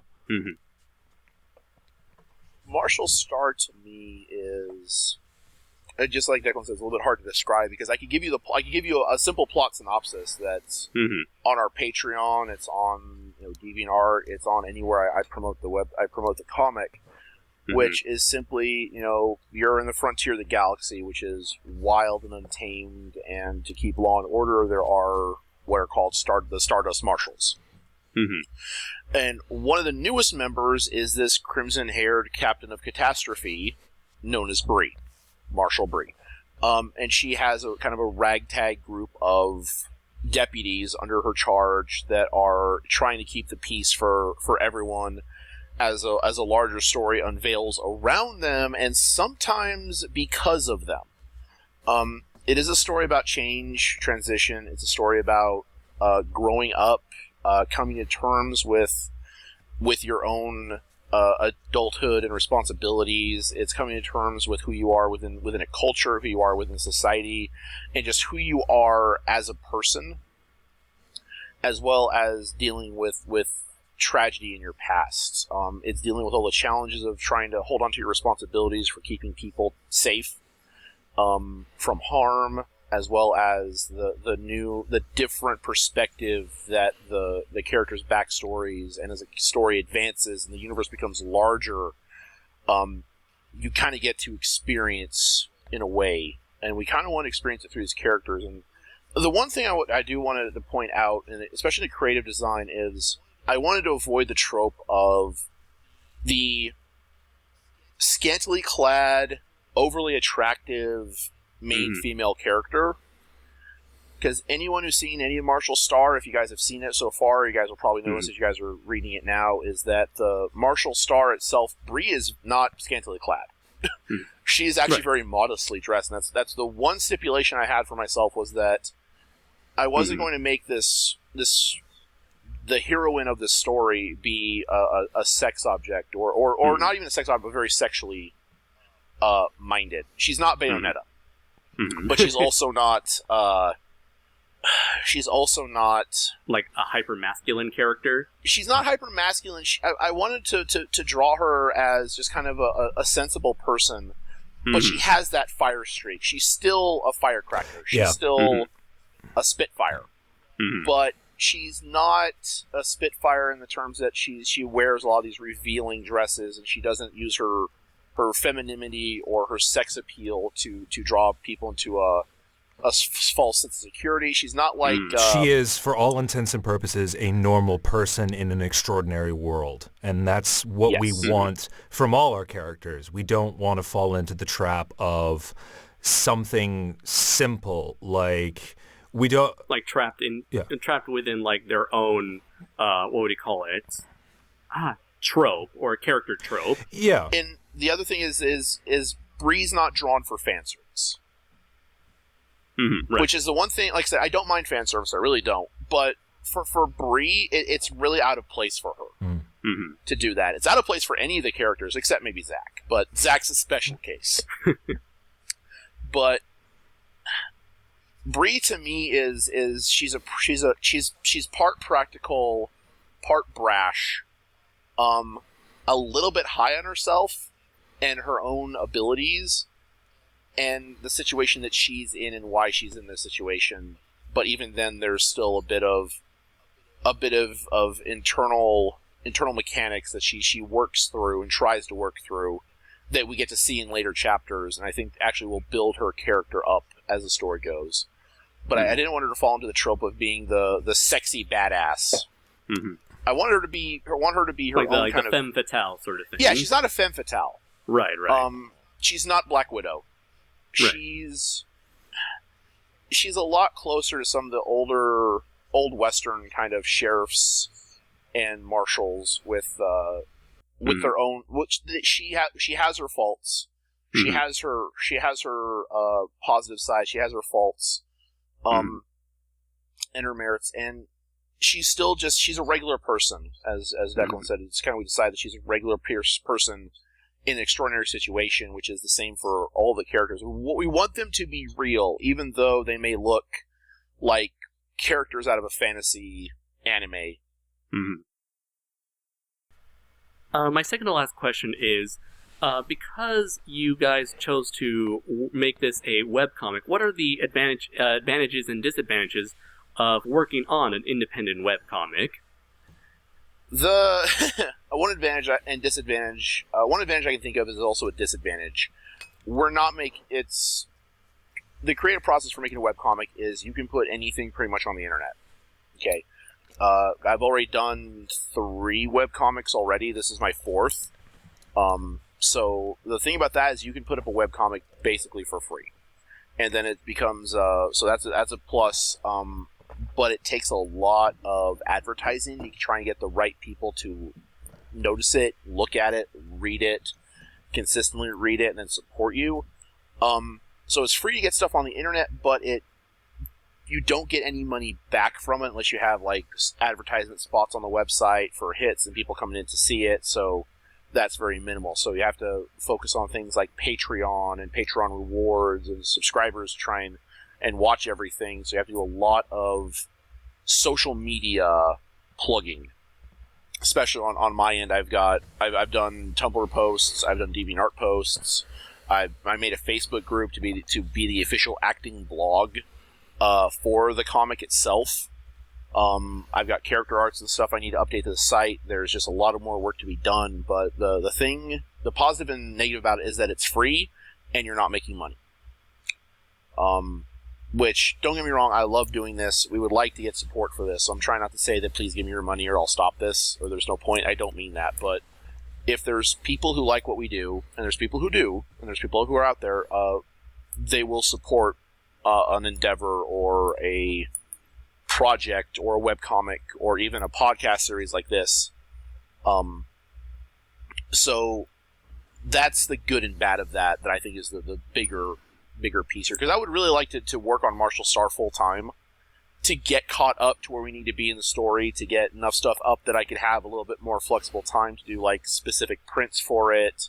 We can do even the side comics, the side stories that we've talked about already, and do more fun things like the crossovers and cross promotion with other webcomics for advertisement, such stuff like that. So that's kind of the thing that it is, because this is all being done kind of on our free time. That's kind of what I think is the big plus and minus there, I think. Yeah, I mean, for those of you who've already endured my endless ranting about wanting to see more creative stuff, I think the biggest thing for me about working on a project like this is just there's no oversight. There's nobody telling us what this story needs to be, what demographic it needs to hit.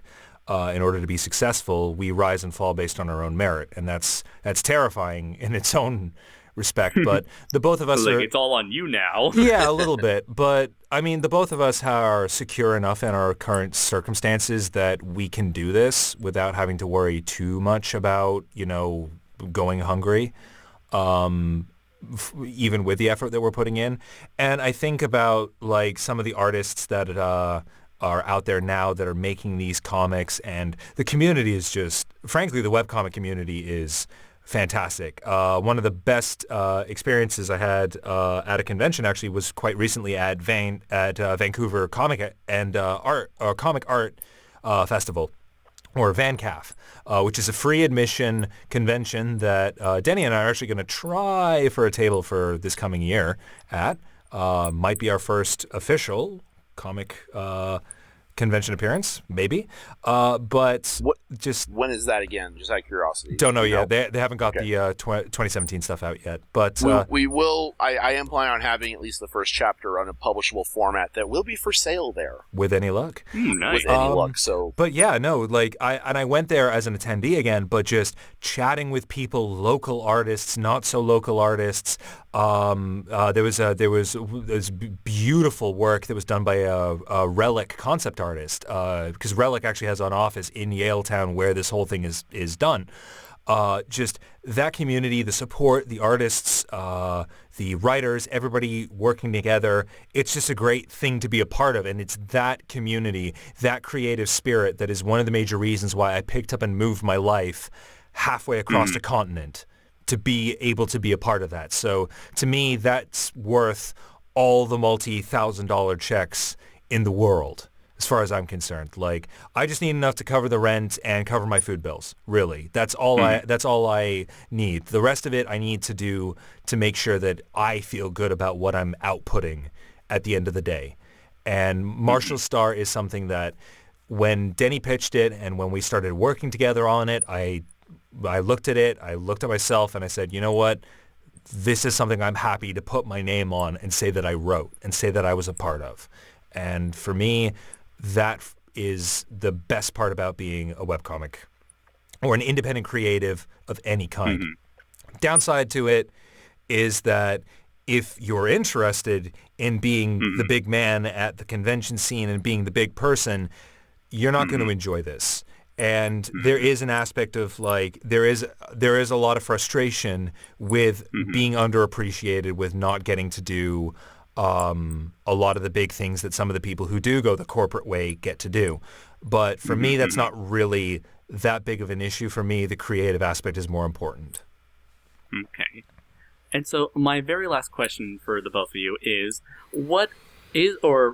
is there any advice you would like to give to people interested in getting into acting, voice acting, comics, or art in general? Please re-listen to the podcast. I think I covered just about everything I had. I think that can cover pretty much a lot of that for his side. For the art side, my advice is to draw from observation. I said a lot of my stuff was self-taught, a lot of how-to books, a lot of books on drawing. Never be afraid to use references. If anyone tells you that using references is cheating or that they never use references, they're lying to you in some form or another.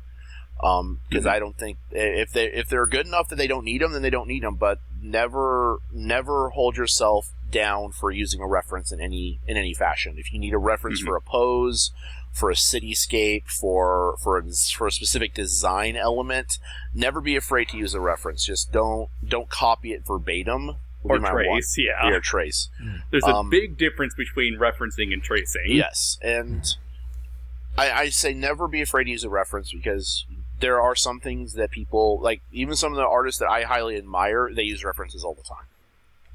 It's never be afraid to use a reference. Draw from life. Observe how things work. Observe how things are put together to get an understanding of how it fits together into a composite. Understand anatomy. If you want to learn how to draw people or creatures, understanding anatomy is one of the biggest parts about what I do, because I understand the anatomy of the creature I'm working on.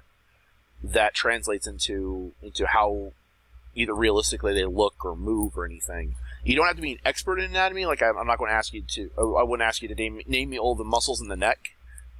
I'd ask you to understand where the muscles are, how they react to one another. And there are so many good reference books out there for drawing and art. Anime style is, and the other thing is that if you can draw realistically, you are in a much better place than anything, because anime style, cartoon style, they're all very simple, stylized, visual representations of real life. And if you know how to draw real life, you can simplify that down into an anime style or into a specific cartoon style, but you have to have that framework of understanding what's being simplified down first before you can kind of make the rest of it click. So it allows knowing how to draw from real life allows you to be more flexible. It allows you to understand how stuff is put together, and then from that understanding, you can simplify and stylize it to your own particular style, to a specific style of a visual artist that you like.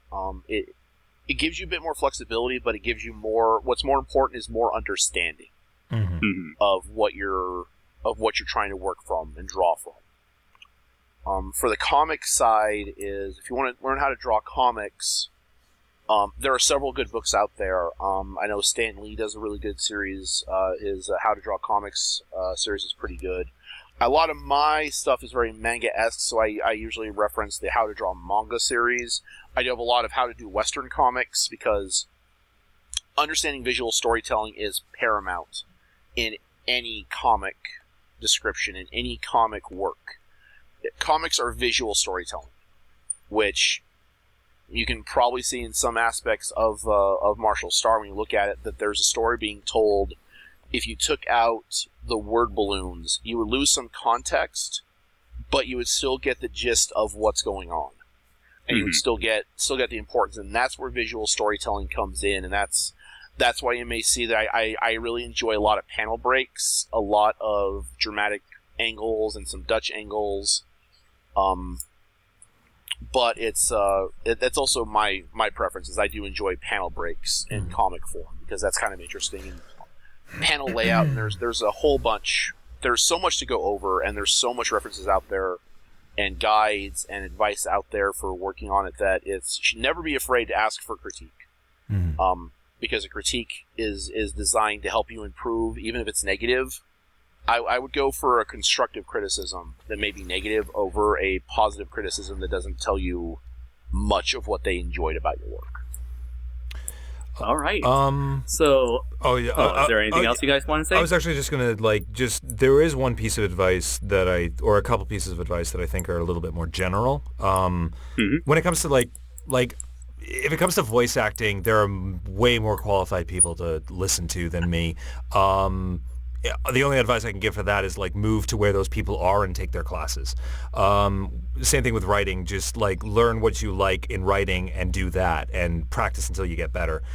If there is one thing I would certainly recommend, both to people who want to create in general and people who want to create collaboratively, it's be proud of your work, but do not become precious of yourself and your work.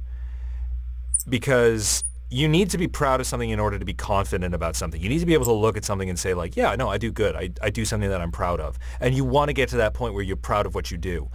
But I've met a lot of people, predominantly in show business in Vancouver, who get super, super, super hung up on themselves. And they're the ones who fail. It doesn't matter how many roles they take. It doesn't matter what they do. They become the kind of people that people don't want to work with, and they become the kind of people that people don't like. And if you want to create and share that work publicly, if you kill your public persona and your public perception, you're dead in the water, because nobody buys stuff from assholes. Well, some people do, but you're never going to become that sort of person. And the more you attract negativity to yourself, the more that's going to start feeding back into your own audience. And that's not a good place to be creatively. It doesn't foster anything good.